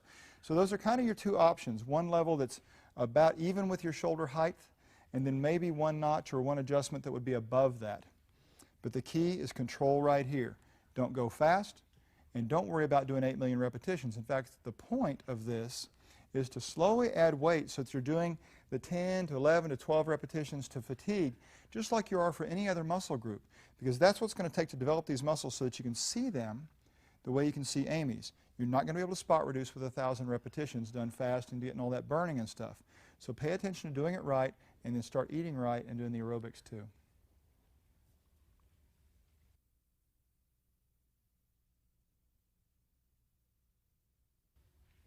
This is a seated diagonal crunch using the seat back from the leg press. It's going to work perfect for us because it's short enough that it allows us to extend a little more and create more range of motion for this crunch. The normal bench that we might use would come clear up to her head and wouldn't allow that. So this is going to be great. Now watch. One of the key things is that the adjustable arm has been adjusted to the point where the pulley is well above her shoulder. And that angle of the rope is going to be a critical component to this. Okay? Now she's reaching across, just resting this arm right against her shoulder, so she's not really having to work super hard to hold that weight. Now, I want you to watch what's happening in here. This is sometimes called an oblique crunch. Oblique meaning diagonal. But the problem with the term oblique is that typically refers to the oblique muscles. At least people make that association in their minds. And it's not just the oblique muscles we're working. We are working the internal and external obliques, but we're also working the rectus abdominis and a lot of other muscles that are unseen.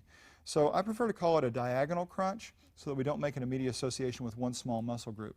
Now watch, the key here is of course going to be control. And Amy's going to focus on taking these ribs towards her belly button right here, that diagonal. So let's start looking at some of those. You see a lot of people think more about moving their shoulder towards their leg or something like that. And that's fine, there's nothing wrong with that, but sometimes they end up with a big uncontrolled motion.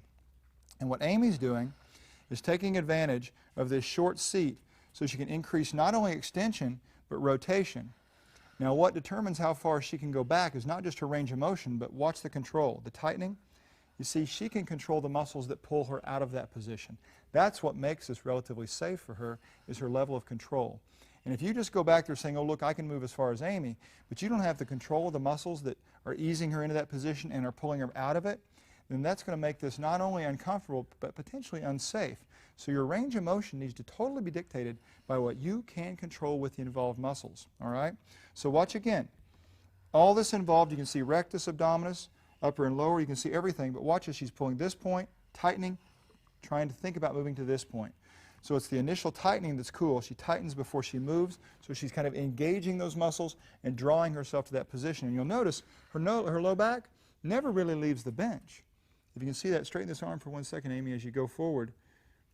And you can see through here that she's doing a crunch. She's not pulling herself all the way away from the pad. So that low back stays right against there. And now I'm going to show you another variation. If we go up a notch higher, which in this example is number 2, we were down on number 3 a minute ago, we've got a greater angle in the rope because the pulley's higher, and that's going to create a little bit different resistance. You might feel more resistance at the beginning or at the end. Just see how it feels. But you've got roughly 2 options in here. If you go too high, you're only going to be resisting the crunch part, not the rotation. If you go too low, you won't be resisting much of the crunch. It'll be all rotation. So there's a nice blend in terms of angle there. And like I said, we're on window 2 or 3 with our ones that we tried. But the control is going to be the key.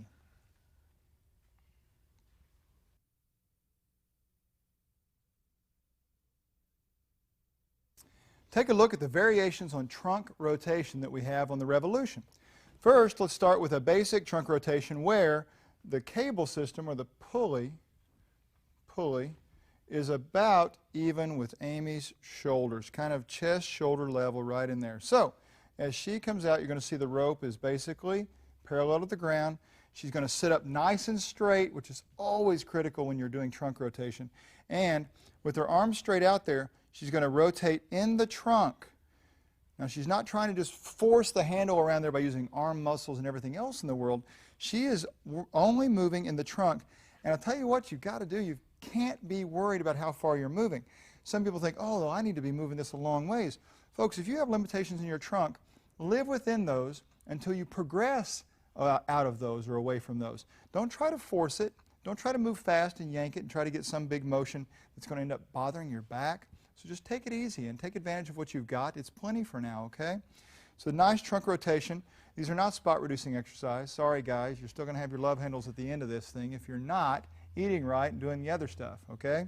So here's a version of this that we can manipulate right off the bat. You see, as she starts over here, she doesn't have much resistance. She kind of gets her most resistance right in the center, which is fine. But I can also change things. I can have her swivel her hips to a new starting position, even straddling the bench. And then this is a little bit more advanced because she's starting in the extreme of rotation over here and then working towards neutral where she loses it. So there's no reason to go all the way over because you can see the cable end up touching her body. It's kind of like a half of the rotation, but this half is loaded a lot harder because of the angle that it's pulling. So this would be a little bit more advanced than the one we just started with. Now if you go back around, Amy, I'll show you how we're going to change things up a little bit. This adjustable arm, I want to show you, we can make some neat little variations. That was on number 5. I can go down to 6 or even more dramatically number 7. I'll go ahead and show you that. And now we're going to sit up straight, but we're going to incorporate a little flexion and extension while we're doing this. So she's going to pull from low to high. And notice how she extends and straightens her back as she comes up. There you go. And then she lets it curl just a little bit as she comes down. That's a great exercise to incorporate the rotation. And I'll tell you who really benefits from this a lot are golfers and people who do a lot of rotation in some of their sports. And it still needs to be slow and controlled, right? But this is just a great exercise that many times doing the strengthening itself will increase your range of motion. Now here's another option. Instead of that low to high, we can go above number 5 to maybe a 4 or number 3. There we go. And now she's going to go from a high down to a low. So she starts in the extended upward position, and as she rotates, she goes into a little bit of a crunch. And we might even be, let's try that. You want to try that from a number 2? Let's just see how far we can go with that. There's number 2. That still works really well. Yep. So you can see she's still doing it all in her trunk, but Amy has tremendous spinal flexibility. You definitely need to modify your motions, your angles, and your positions based upon what's available in you. And you can slowly progress as you improve.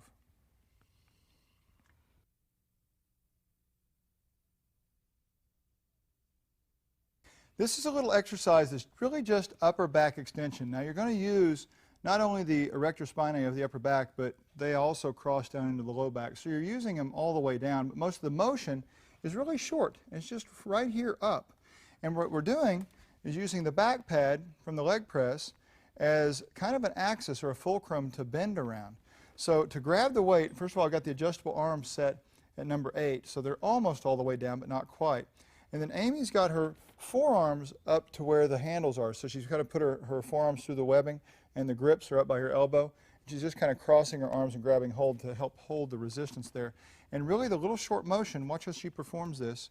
The short motion, just right here, she flexes around the pad and then straightens out, and that's about it.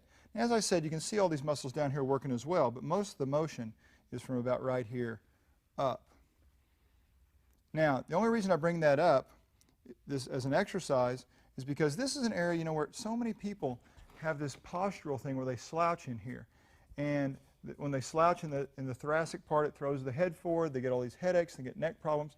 That really, a lot of it stems from right here. So if you can develop the strength and practice, holding this up straight, and something else she might even throw into this is as she straightens, she might retract the shoulder blades. So she can kind of pull that together, and then as she goes forward, she can relax and spread out. And as she comes back, she can pinch as she straightens and work on pulling that head and neck back at the same time. So really, it's kind of a postural thing. But most of the people that I know could really benefit from this.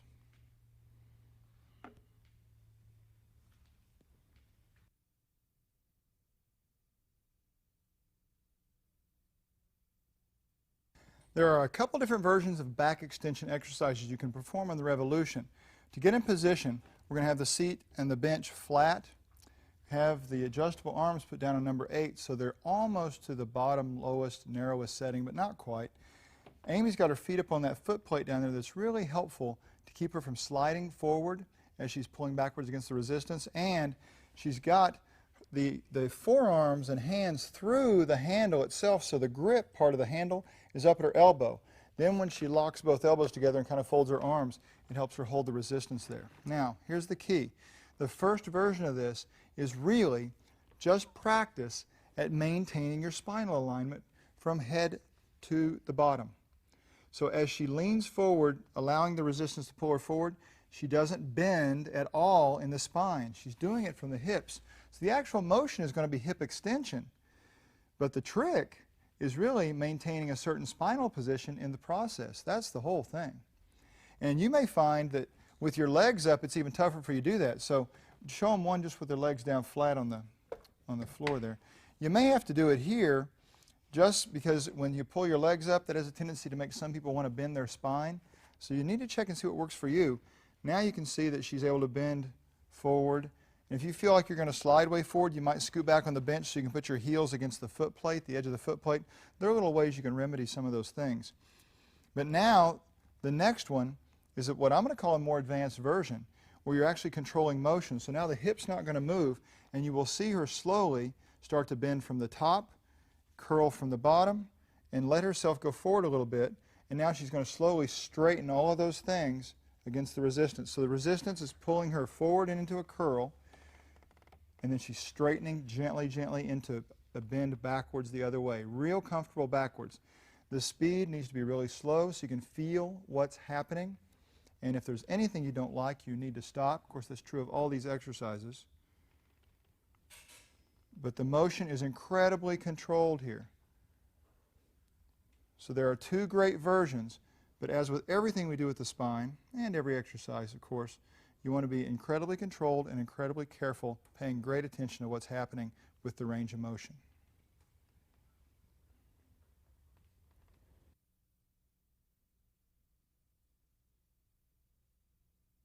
We're going to take a look at a traditional reverse crunch. And we're not going to use any resistance from the machine on this, but there is a little thing we'll talk about that you can do to make it harder or easier based upon the direction you lie on this bench. But take a look. The first thing is Josh is going to grab up behind his head to help stabilize this, because sometimes the legs are pretty heavy and it could be hard to bring them up if this part wants to move also. So to grab it by the head. Go ahead to start out with the easiest version is collapse your legs as much as possible. So your calves are right against your hamstrings, your legs are in tight, and we're not going to move, straighten the knees, bend the knees, we're not going to bend the hips at all. This whole thing is about moving the pelvis. So watch what he does in his head. He's going to go slow, you're going to see it happen. He's going to tighten his abs, and just like little ropes attached to his pelvis, he's going to curl his pelvis towards his ribs. So he's not even thinking so much about up, although there will be some up to it. He's thinking about curling inward. There you go. Not necessarily a huge motion, but do it all with the abs, and you will really, really feel it. Now, this is not spot reducing. This is muscle building stuff. There's no such thing as spot reduction. You've got to eat right and all that stuff for that. But the tightening and the crunching. Now, if that's getting easy, what he could do is just move these out a little bit, and it won't take much. And then if he can maintain that new position, that, in essence, put the weight further away, which makes it a little heavier. See, feel that, Josh? So that makes it a little bit harder, so you can progress up that way. Now, the other thing you could do, notice that to this whole bench, there's a little bit of an angle. And when the part you're lifting and lowering is on the low side of the angle, that makes it a little harder. So if you really had trouble with this in the beginning, and this is a tough crunch, you could not only keep the legs in tight, but you could also lay the other way on the bench, and it might feel a little easier, where your hips would be on the high end of the bench and your head would be down here. That might be the way to start. Another thing to note, this is not just lower abs versus abdominal abs. You can see his upper abdominals, the upper rectus abdominis, working just as hard as the lower. So you cannot separate those two things in terms of the forces that you put between the muscles.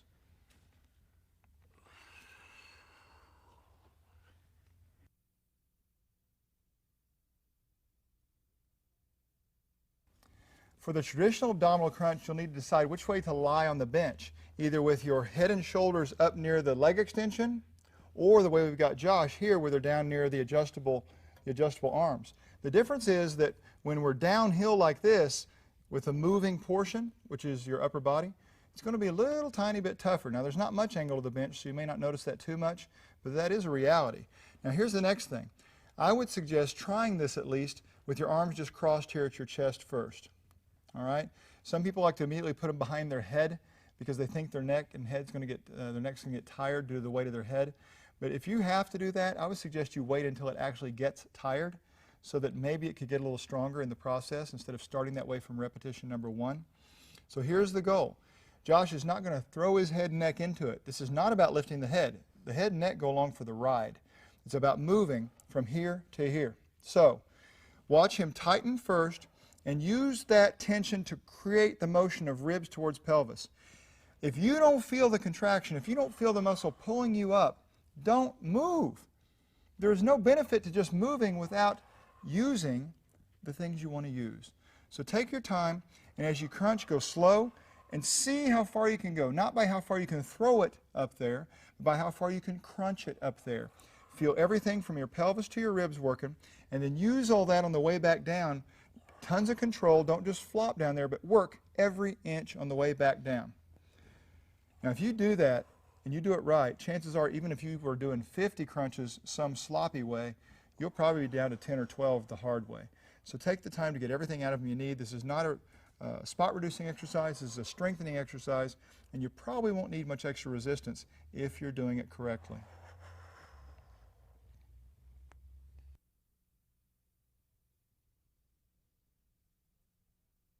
With the Revolution's adjustable arm, we have some great standing trunk exercises. Now, how you perform these is of critical importance. You've really got to maintain your posture from a starting position, especially with this straight rotation we're doing here. So watch. Josh is going to grab hold and keep both arms pretty straight there, Josh. There you go. And I've got the setting. This is on number 3, I believe, which is just about even with Josh's shoulder height, pretty close to a chest shoulder height. And you see the rope lined straight up across his arms there. As he pulls, he's lined up with the rope, so the rope is within the plane of motion, and he's not slouching. And one thing you can do here is go ahead and put a little lower extremity movement into this thing. Here you can take advantage, because you're not seated on the bench, you can take advantage of everything that your lower body does in terms of rotation also. So that's not cheating here. We're going to use that. Okay, now, here's a couple variations. If I go up just a couple notches from 3 to about 1, he can start to move downward at a complementary angle. Do you see that? So the rope is angled downward, and he's moving downward also at that same angle. Do a little tiny bit more downward to it also there, Josh. There you go, something like that. So now as we do the diagonals with the rotation, you might notice as he raises up back towards the pulley, he gets a little extension. As he comes down and across, he gets a little tiny bit of spinal flexion. That's pretty neat. Now the other side of that is moving back across 3 towards about a position number 5. Is that what that says, Josh? Something like that? 4. I'll go down 1 more. So there's a number 5. Now we're going to do, starting in a position kind of flexed and rotated, and as we elevate with the diagonal created by the rope, we're going to extend and rotate to the left. So we had the pure flat rotation, we had one that comes down and across, and we had one that comes up and across. And of course we would change sides and go over here with the other adjustable arm and create those same exercises for the other directions of rotation.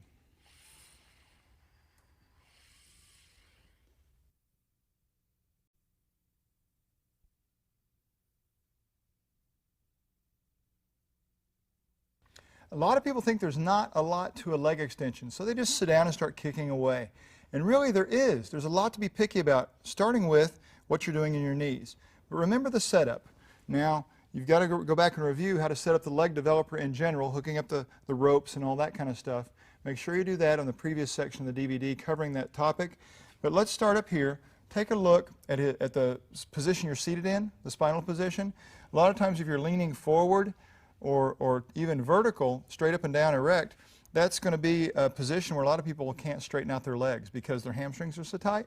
So you might have to lean back a little bit, and you can put your hands back here and rest like Josh is, just a little bit back on your arms if you need to. The next thing is you'll need to predetermine the range at which you want to start your extension. So what that means is I could come clear up to here using this little adjusting mechanism, and therefore I'm not starting with much bend in my knee. I'm just working towards the straightening part. Or I could come down to what is roughly a 90-degree bend in the knee, that's typically prescribed as a pretty normal place to start for most people. For the extreme, like we might do with Josh here, is to start way back there at about 100-degree, 105-degree bend in the knee. The other thing you'll have to decide, of course, is whether you want the pads at the high position or the low position. I personally almost always put it at the high position for everybody I work with because it slightly improves the forces on the anterior cruciate ligament inside the knee. So anyway, those are some adjustments you can make also based on comfort. But now here's the big one. Take a look at this knee. A lot of people sit on the machine with their legs flared out and their legs rotated out. Now if he tries to straighten his leg in this position, his kneecap is rotated out. The axis of his knee is not really lined up with the axis of the machine. So it's going to cause potentially a little bit of trouble inside of his knee. What we'd like for him to do is keep these thighs parallel and rotated so that the kneecap is right on top. Now watch as he straightens out. You can see the kneecap stays on top. If I look down from the top, or if he looks down on his own knee, he can see as much of the knee joint inside the kneecap as he can knee joint outside the kneecap. So he's not rotated either direction, too far in or too far out. And you really can't judge that by where the feet are. A lot of people say, you mean point the feet in and point the feet out? I really suggest you forget about your feet, because moving the feet does not necessarily align the knees correctly. This is the part you should be looking at. Now once you've done all that, the key is use these muscles efficiently. Tighten them before you move. Use the tension to create the extension. Don't just kick out there, all right? So once you tighten up, now use the tension to slowly control the way down and keep that tight in there. Just in your head, it's almost like you're trying to create a fist inside of your quads, and you're keeping that tension all the way down and then regrouping and tightening and squeezing all the way to the top.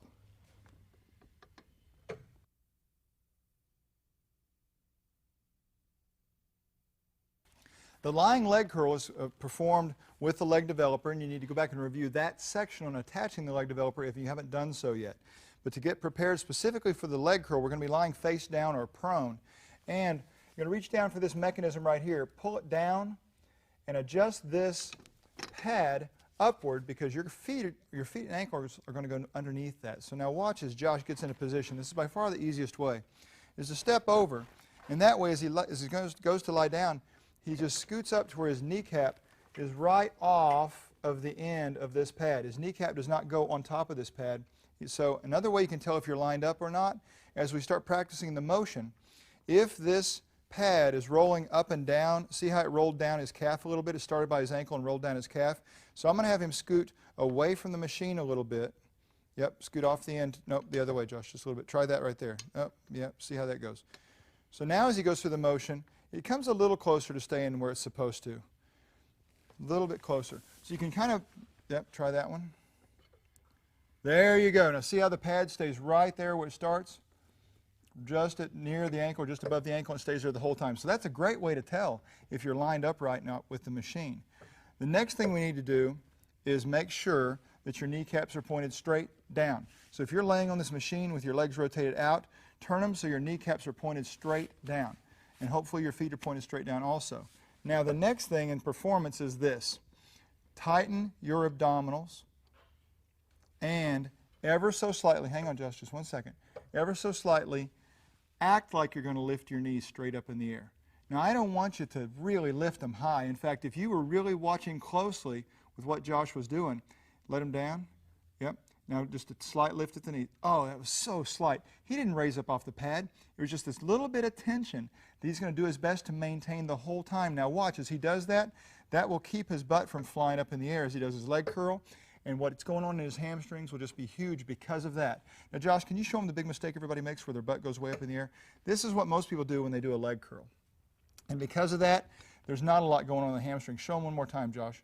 So here he is, he goes up in the air. And you can see some hamstring stuff, but not as much as what you're going to right now. Watch this. When he tightens his abs to prevent his low back from extending, very slight lift that he maintains. Now look at that activity in the hamstring. It's a pretty dramatic difference.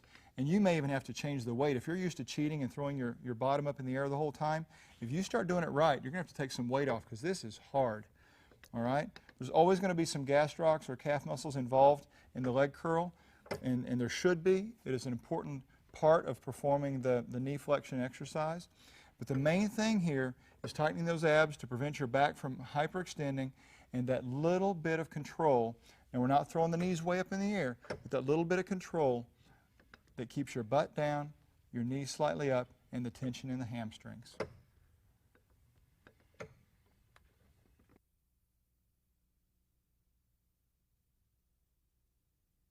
Let's take a look at some calf raise or heel raise variations on the revolution.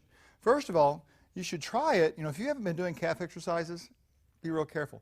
It's really easy for your first time, even with virtually no weight, to get really sore and not even be able to walk the next day. And I don't care what anybody says, that no pain, no gain thing, that's not right. If your body's hurting that bad, that's called an injury. That's the bottom line. So look, start with both calves. And it's nice because you can grab a hold of the pivot point for the adjustable arms if you've got them all the way down. So you'll have a little handle there for stability. Put the ball of your foot up on the edge of the platform, and then, not just your toes, the whole ball of your foot. And then slowly use your calf, tighten your calf to lift your heels as high as you can. And that ends up being the part that even if you've done lots of calf work before, but you never went all the way up, even you'll get sore on this one. So take it easy. Just do one set, even if you've been doing 3 or 4 on some machine, because if you've been doing little short ranges of motion, this will be different. So notice how Josh tightens the calf, goes all the way up as high as he can. Even when he gets to the top, he keeps trying to tighten that muscle tighter and tighter. It's that control that makes things really work well, folks. And then he works on the way down. He controls it down. He doesn't just flop to the bottom. Then he retightens his calves and comes all the way back up. So that's the first version, is working both sides at the same time with this used for stability. Now, the next one would just be, I think even before the resistance, though.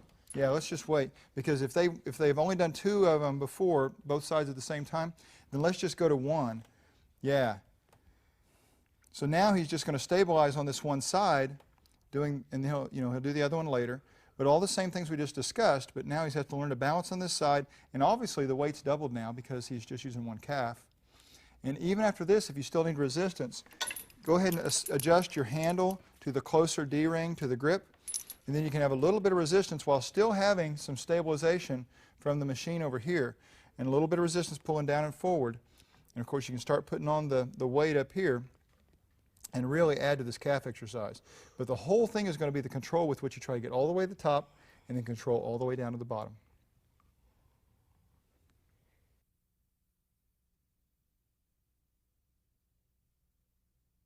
There are several different versions of hip extension that we can explore, not only manipulating the position of the adjustable arm, but even manipulating the position of the knee.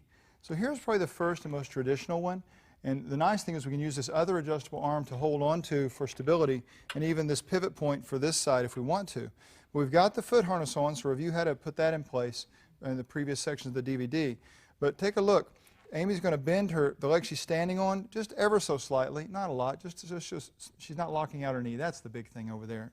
And then this other leg, she can let it pull forward with the resistance. She's going to keep this knee pretty straight, and then she's going to slowly reach back. Now watch. Her leg doesn't go too much behind the alignment of her torso here. So she's leaned forward just a little bit.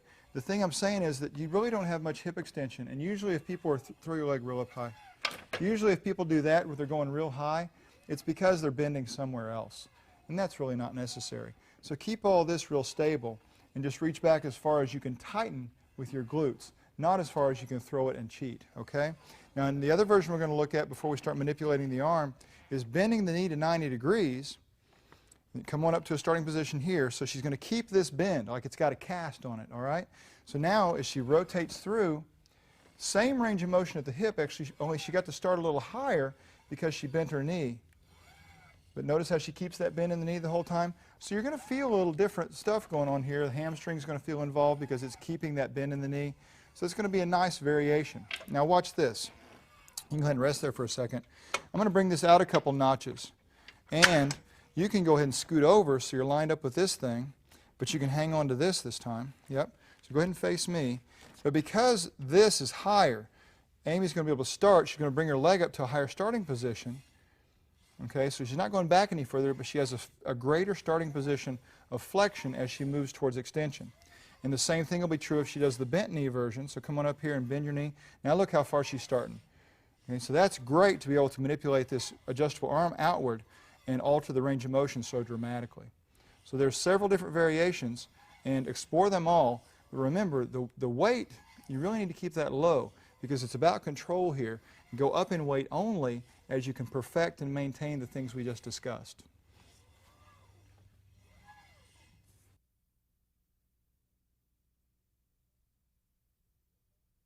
This is the leg kickback, and we're going to do this one from a standing position. So Amy's going to very slightly bend, just very slightly so she's not locked out on the right knee. And we've got the adjustable arm out here at position number 5. She can use it to stabilize herself with her hands. Now she needs to make sure that she's over far enough with this moving leg in front of the pulley so the rope is pulling straight forward instead of out to the side, okay? So as you're doing the exercise, you can look down and you can confirm all those things. Now, the starting position with the foot harness on the foot and the snap hook attached to the front D-ring here, she's going to come way up into hip flexion, into knee flexion, and then extend back. And she can even throw in her ankle motion if she wants, letting her toe come up as her leg comes up, and then pointing that as she goes down and back. The big trick here is to control this. You see, start out with stabilizing this spinal area so there's no motion here. All the motion's in the lower extremity joints. And then, only after gaining tremendous control, you can start to put a little spinal extension when you go into the leg extension, and a little spinal flexion when you go into the leg flexion, but only under control. You see, if that motion of your spine is happening haphazardly, well, that's a problem. So it's not just whether that motion is happening or not, it's how well is it controlled. That's always the key. Now, this is not a spot reducing exercise. We're not going to burn the fat off the buns and that kind of thing, but this is going to create great muscle tone underneath here and the shape that everybody's looking for. Now, you've got to have all the other stuff in place, a little bit of aerobic activity to burn calories and eating right, the correct lifestyle to really see what you want to see.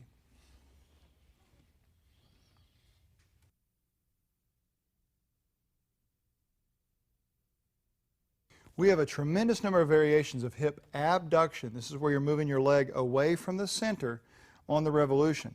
And we're going to perform most of them with the adjustable arm on position number 8. That way you can stay back pretty close to the machine and grab onto the arm also for stability if you need to. You could perform these exercises without hanging on by standing off onto the floor. That is an option also if you want to work on just the standing control and stability part of that as well. But for the actual motions, now watch each one of these because there's very subtle variations. The normal abduction is just with the toe, the foot pointed straight ahead and then reaching out to the side. And you don't even have to go quite that far in front, I don't think, Amy. Just come bring your, maybe back like that. So you can kind of put your foot out in front so this cable doesn't rub across your other leg a little bit like she's done. Now here's the first variation. Well, first of all, I should probably tell you this. As far as range of motion, a lot of people think that they're ballerinas and they're going to get this leg clear up to here. And most people's hip joints only abduct to 45 degrees on either side. Now you're going to notice people who get way high by tilting their whole pelvis, but we're not trying to do that. We're trying to keep the pelvis relatively flat and level. So reaching out there, make sure it's just with the hip muscles and it's just in the leg, okay? And a lot of you are not even going to have 45 degrees. So don't worry about how far, worry about how well you're doing it. And then the next thing, I'm going to have Amy turn her toes towards me. So she's not turning it, notice she kept all this straight. She didn't turn her whole body.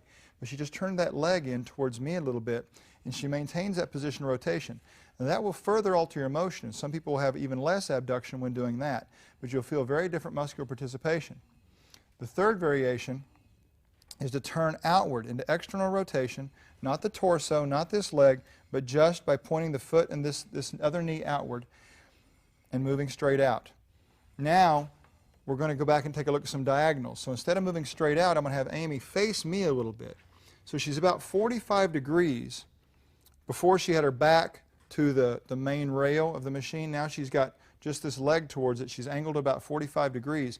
But she's still going to move her leg in line with the main rail of the machine.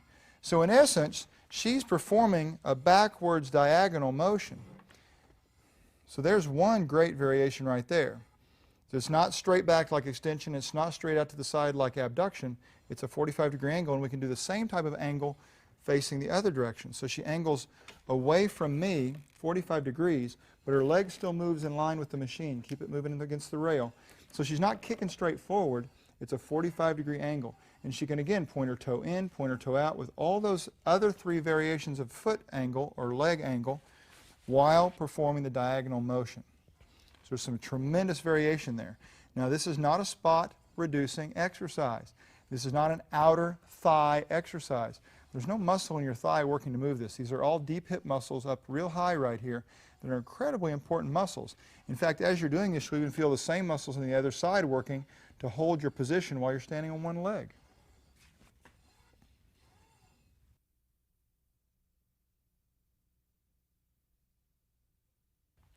Hip flexion is an exercise that you wouldn't do very often, but there's an awful lot of people out there, maybe in specific sports, maybe even in stages of rehabilitation, that addressing this musculature might really be important. So take a look. We've got two versions. One is with the straight leg. Now before we even start, Amy's got a hold of the other side over here, the other adjustable arm that I've put straight out so she could grab it, but she's making sure she's still pretty much facing forward. And I've got this arm down on position number 8. So it's not all the way down, it's out one notch. And we have the foot harness on attached to the back D-ring by the heel. So now she's going to very slightly bend the other leg, so it's just ever so slight, just so it's not locked out. And then she's going to keep this leg straight and slowly go up into flexion. We don't want to kick it. Now this is going to be tough, I mean really tough. And then one of the biggest things is she's going to want to move in the pelvis here. So she needs to control that, and if it is occurring, it's because she intentionally wanted it to and not because it was a haphazard loss of control. Now the other version of this is real simple. In fact, it's a little simpler version than this one because we're going to shorten the length of the leg by bending the knee as she comes up. That's going to reduce the overall resistance because that foot harness and the rope are not out quite so far from her as she extends. So there's hip flexion with knee flexion, and the first one was hip flexion while maintaining the knee in extension.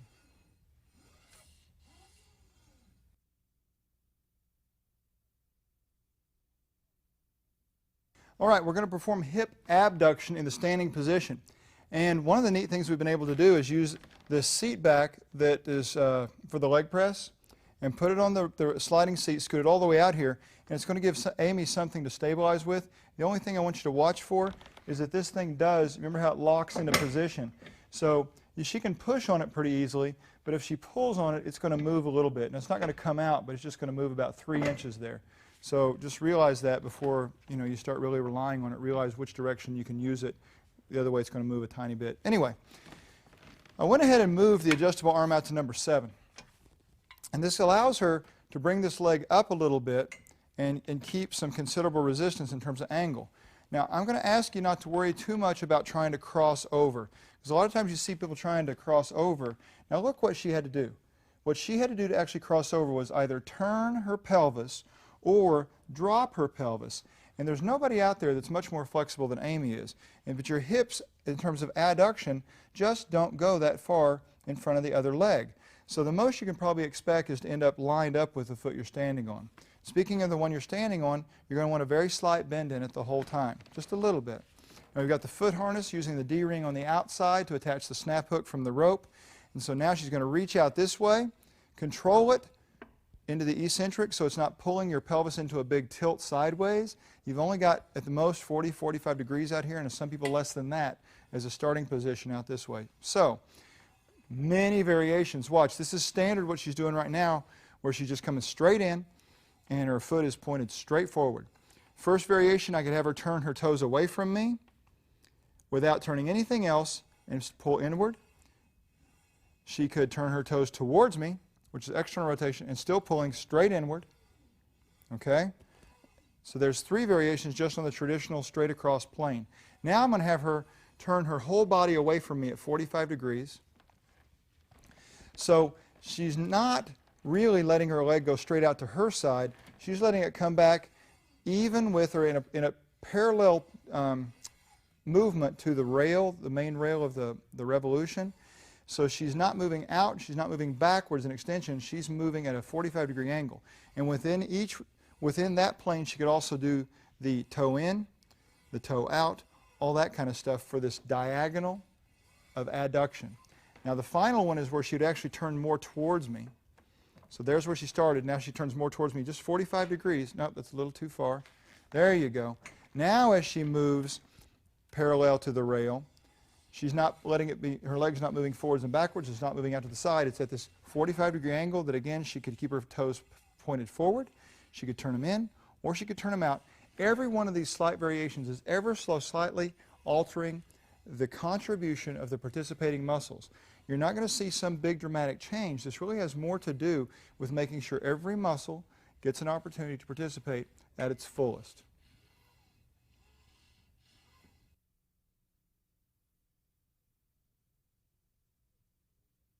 This is the kneeling kickback. So we're going to have the adjustable arm in position number 8, the full bench on and flat, and then Amy's going to have her right knee, right hand on the bench, but she can reach over here and grab a hold of the adjustable arm to help stabilize her side to side. And then this leg right here, the left leg, is going to be the one where the hip motion and knee motion is going to occur.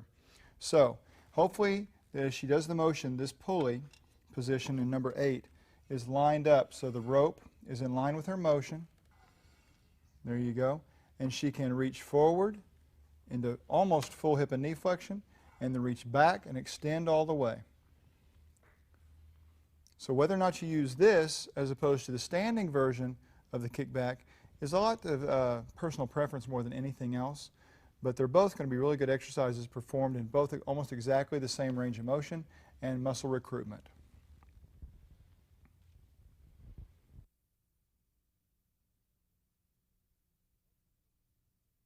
Let's take a look at the seated leg curl. Now, Amy's going to use the foot harness on her left leg. The adjustable arm is all the way down to 9, and she's going to use her right leg to help stabilize herself. So it's on the edge of the platform down there, kind of her heel or her midfoot's on the edge of the platform in case you can't see that real well. And she's got the sliding seat all the way back and locked. Now, with the rope coming from this setting, straight in front of her leg and attached to the toe portion of the foot harness. And all she needs to do is elevate and maintain the position of this thigh as she bends her knee and creates the knee flexion exercise, the leg curl. Now, that's the big trick right there, because a lot of people will have trouble without having a pad to hold this thigh in position. This ends up being the greatest challenge, right? Because people want to let their leg come up or let their leg move down. And so your ultimate goal is the awareness of where your thigh is, where its position in space is, as you perform this exercise. Come all the way out and then pull back as far as you can, maintaining control and position of that thigh.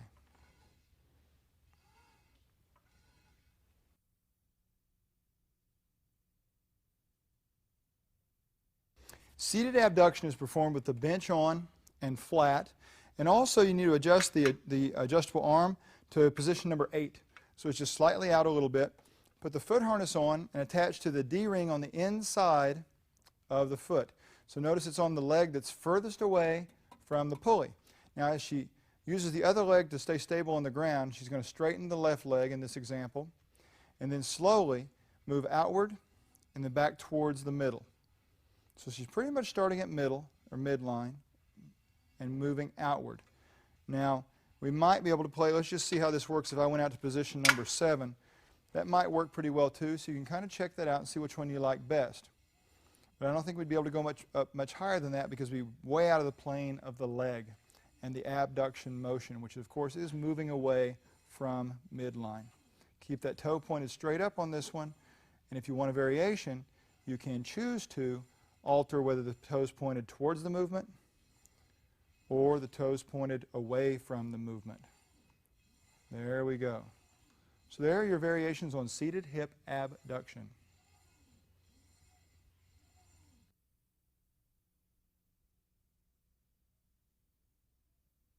Seated hip adduction requires that the bench is flat. And let's first take a look at using the adjustable arm in position number 8, which is almost all the way at the bottom. And we've got the right leg set up this time to take a look at this with the foot harness and using the D-ring on the outside of the leg here. So, Amy, go ahead and straighten out your right leg, and we're going to have her slowly control it back towards, away from the center, and concentrically move towards center that way. There you go. So she's moving back towards the other leg, controlling it out this way. And you know what? I'm just wanting to check this out. Position number 7, a little bit wider. That works pretty well too, doesn't it? So 7 or 8, any higher would probably not work well at all. But that allows you some pretty decent resistance within the plane, either 7 or 8 down here, within the plane of motion for hip adduction, which by definition is bringing the leg back towards midline. We're working all those muscles on the inner side of the thigh, and this is not a spot reducing exercise, folks. This is going to strengthen and increase the tone, if you will, of those muscles. But if you're interested in fat loss, then you're going to have to watch that diet and do those aerobics and build up the muscle in your body to help burn more calories.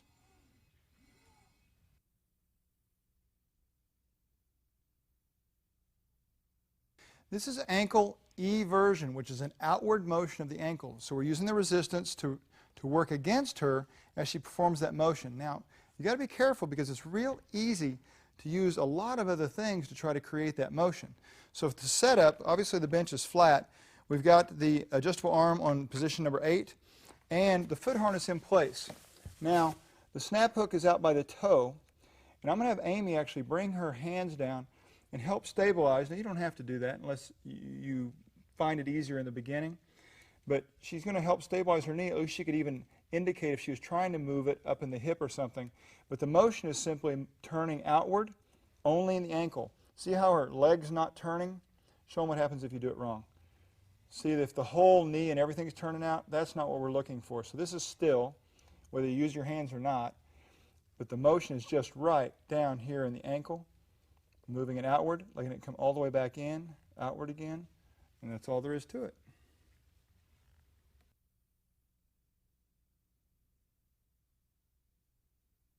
We're going to look at ankle inversion. This is one of those tiny ankle motions that really is important to be able to control. Seated position, and we've got the adjustable arm down on number 8. Foot harness in place, but we're using the toe ring, the D-ring this time that's out by the toe, and the rope connected to that with a snap hook. Now look, Amy's going to straighten this leg out a little bit, and notice that her whole thing here is to just move at the ankle. Now the mistake that some people make is turning the whole leg inward like that, and that's really not what we're looking for. So you can either try to control it actively, you could even reach down so that you're holding it or even at least aware of any excess motion up there. But the actual motion we're looking for is just in the ankle, and the rope is here pulling outward against her inward motion called inversion at the ankle. And both of these ankle motions, inversion and eversion, are really nice for rehabilitation exercises, especially if someone has recurrent ankle sprains and things like that. So don't ignore these. There's an awful lot of athletes that can benefit from these little tiny motions.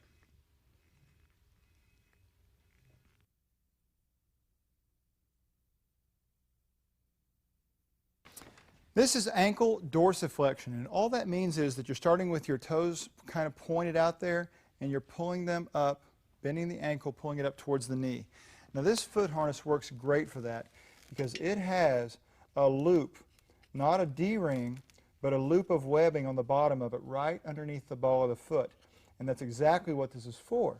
So put the position of the adjustable arm in number 8, and even though it's the adjustable arm that's on her left side, she's using her right leg. So it angles across the bench. That allows her entire leg to be supported, but her foot and ankle can still hang off the edge. And you really couldn't do it that way if we were using the left leg for this left side. So angle across, foot harness nice and tight, and you can see the motion is real simple. She's keeping her knee straight. She doesn't want to bend her whole knee and everything, but it's just releasing down eccentrically as far as you can, and then pulling up and really contracting all the way up in through here, and pull those toes and that foot up as far as you can towards the knee.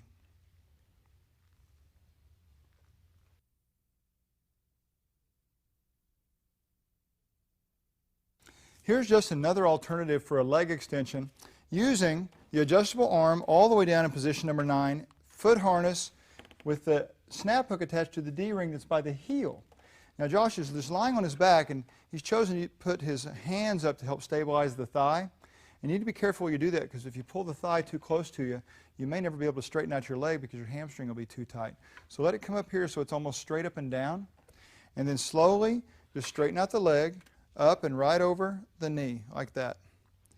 And I got to tell you, it is also, can you feel your hamstring at the top right there? It's not a bad hamstring stretch at the same time. So as you're strengthening this side with the quads, your hamstring's learning to let go and relax a little bit more on the other side.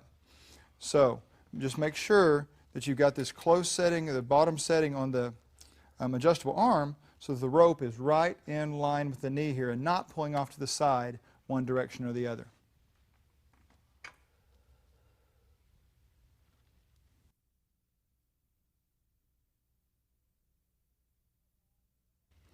This is a lying prone leg curl, and we're not using the leg developer that's on the other end. We're just using the foot harness and the cable or the rope. So this time we're going to have the adjustable arm all the way down in position number 9, and the foot harness in place, and the rope and snap hook are attached to the D-ring that's near the toe of the foot harness. So what Josh needs to think about are all the things we did on any other leg curl, trying to stabilize that thigh so that it doesn't move around. We're trying, in other words, keep his butt from flying up in the air. You see that so many times. Show him, Josh, when people do that wrong. You'll see that rear go flying way up in the air, and it's not going to bother you that much. Sometimes your low back will get tight from doing that. The biggest thing you're going to notice is you're not going to perceive much hamstring activity. But if you try this, try tightening the abdominals, and actually, watch what he did. He just ever so slightly lifted his knee. Show him that one more time. Watch right here. He just barely lifts his knee and keeps it there. It doesn't go any higher, but he keeps it there as he curls in, and the hamstring is much more noticeable. You can really feel it working when you do that. And then one more time, keeps the knee up, and in order to keep it up as he goes eccentrically and releases, think about reaching out with your foot instead of down. So one more time, he's curling it in, keeping the knee up, and then reaching out towards the machine or towards the adjustable arm rather than down towards the bench. And that'll help you keep the tension and the thigh position right where you need it. Make sure that you line up. See, every time he brings his foot down, it heads straight for the pulley. That means that rope is always pulling in the correct direction across his knee and is not pulling to the outside or to the inside.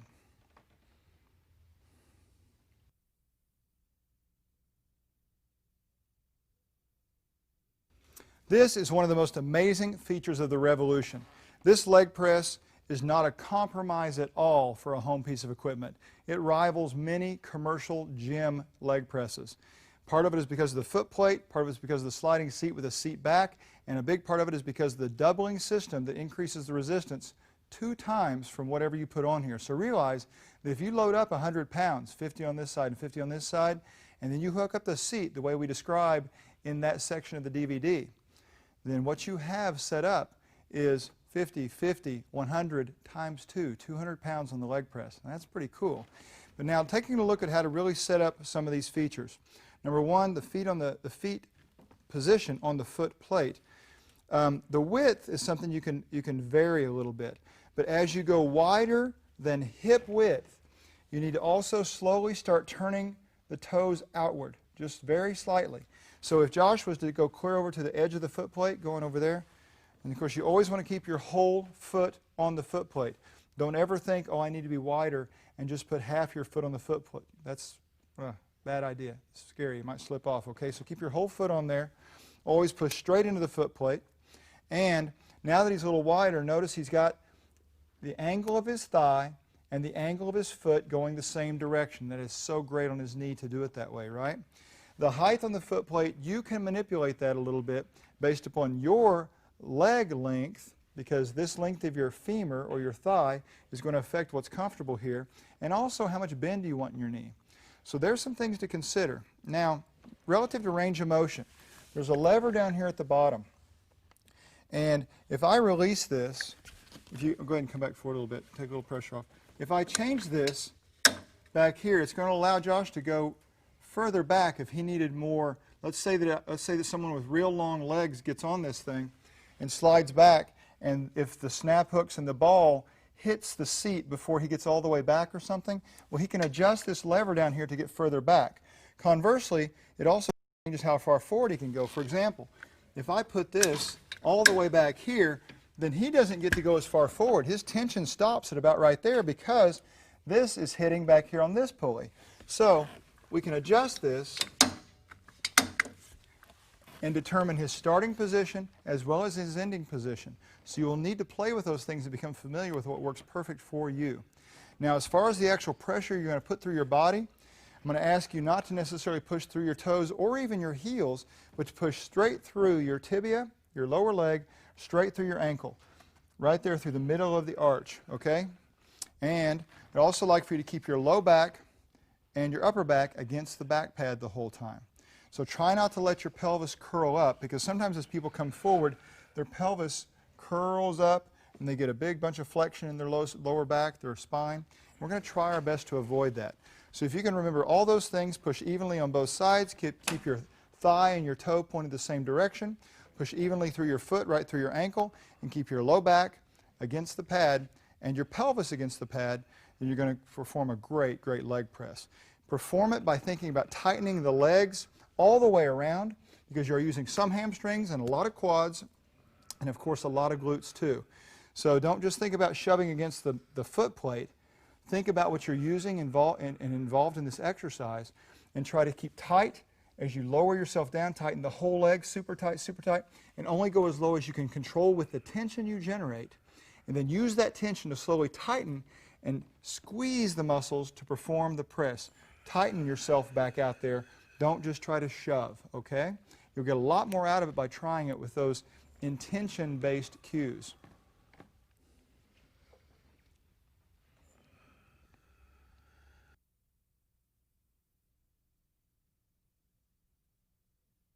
We're going to use the leg press setup on the machine to perform a calf exercise on the foot plate. Now, this range of motion adjustment that's down here on the bottom, you can let it go as far back up the rail here as it'll lock, the very final hole.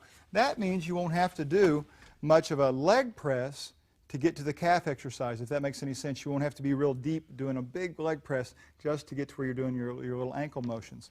So, Josh is ready to go here, and make sure your entire ball of your foot is up on the foot plate. Don't just hang by your toes, okay? Get that ball up on there so you do not slip off. Listen, it's very important. I've seen a lot of people just get a little bit of their shoe up on there and almost push down as they're doing their calf exercise and slip off and end up with their shin scraping on this. I've seen it on leg presses. I've seen it in gyms. It happens a lot.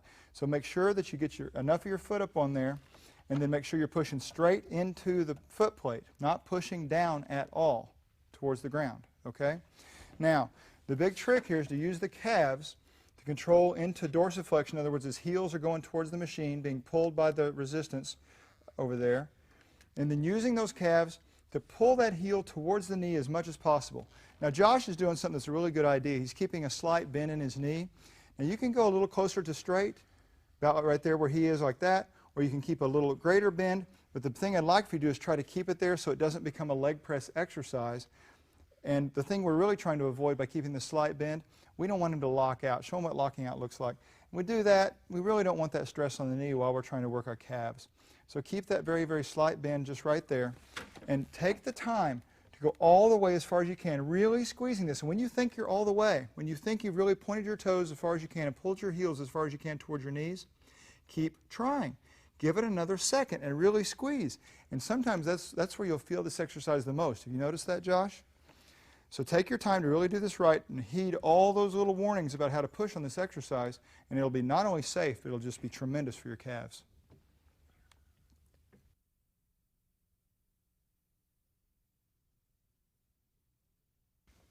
This is the aerobic rowing exercise, the one that if you choose the right weight, you can do for 5, 10, 15, 20 minutes and burn some calories. So it's really a great aerobic activity on what is otherwise a strength machine.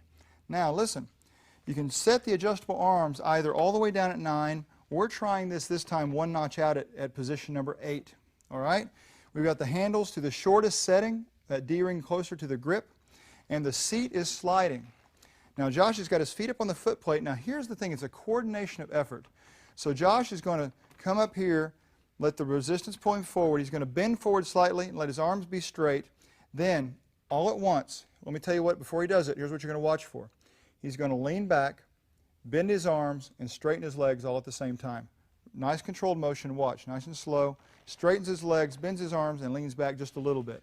So imagine you're rowing a boat. If you've never done that before, you'd be reaching forward with the oar and then pulling backwards, powering yourself through the water.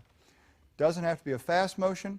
Obviously, if you're going to keep this up for an extended period of time, the resistance needs to be appropriate for that. But it's really this coordinated effort. And the faster you try to do it in the beginning, the harder it's going to be to make everything work out at exactly the right time. So go nice and slow like Josh is at the beginning. Think about everything that's happening. And then you can slowly speed up a little bit like he's doing when it becomes more fluid and feels more normal to you. That is perfect. So remember, straighten the legs, bend the arms, lean back. Lean forward a little bit, straighten the arms, bend the knees. There you go, back and forth. Perfect.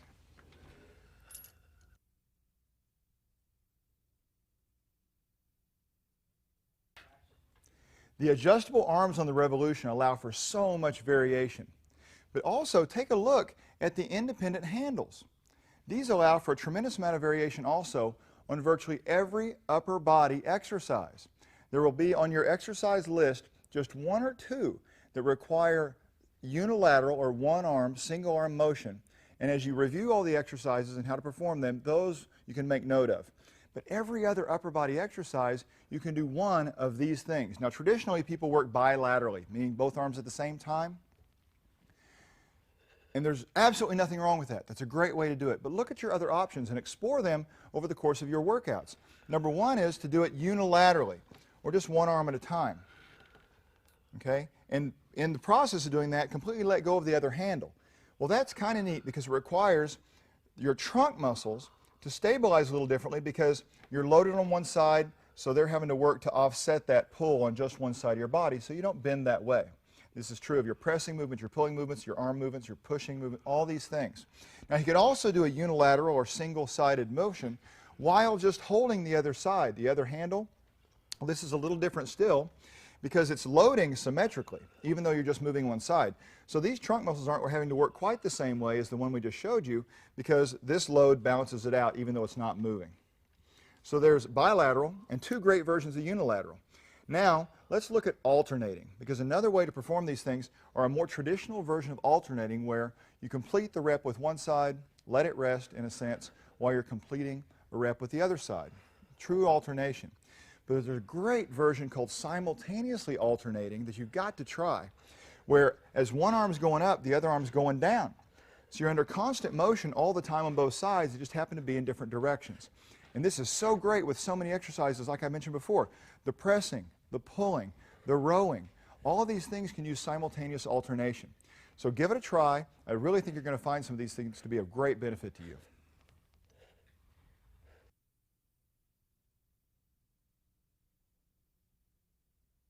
I wanted to take just a minute and show you how great these handles are and all of the things you can do with them. First of all, we discussed that there's two different positions that can help you change your range of motion, in essence, for workouts. There's a longer D-ring and a shorter one that's closer to the grip. But how you use those can really save you time and create efficiency. In other words, if you're going to go from this longer setting to the shorter, you don't have to disconnect this D-ring. Just reconnect or connect this closer one and you're set and you're ready to go. So you don't have to take off one and put on the other, two-step process. You can do it with one step every time. Even extending it back out, you can do with one step. So there I am, I'm ready to go and just continue with my workout just like that. Now another cool thing is that these handles are made of webbing. And that allows you to do some neat things with the handle itself or the grip portion of the handle as it can slide over the webbing. So most people will use this in a more traditional fashion where the grip remains perpendicular to the main strap right here. And that's fine for curls, and you'll see it in presses and all of those great exercises, right? But also, we can switch this to a more vertical or hammer type position. Now the neat thing about that is you can still slip your hand through, so you're still not required to use your grip as the sole way of maintaining this in your hand. You've got the webbing going around here, and that not only works for things like tricep exercises, but you can use it for some of your hammer curling exercises as well. That works out really nicely. And you can remove your hand from the webbing and grasp the whole thing and use this resistance off the side for other exercises. Like there are some chest exercises where as I come across, I can also rotate and have resistance against that rotation. That's pretty advanced and that's pretty cool. And I can do the same thing for some of my bicep or curling exercises by having that resistance come off of the pinky side of my hand. Then as I curl, I have resisted supination as well. So there are some tremendous values built into this handle. Take advantage of them and you'll totally change your workouts.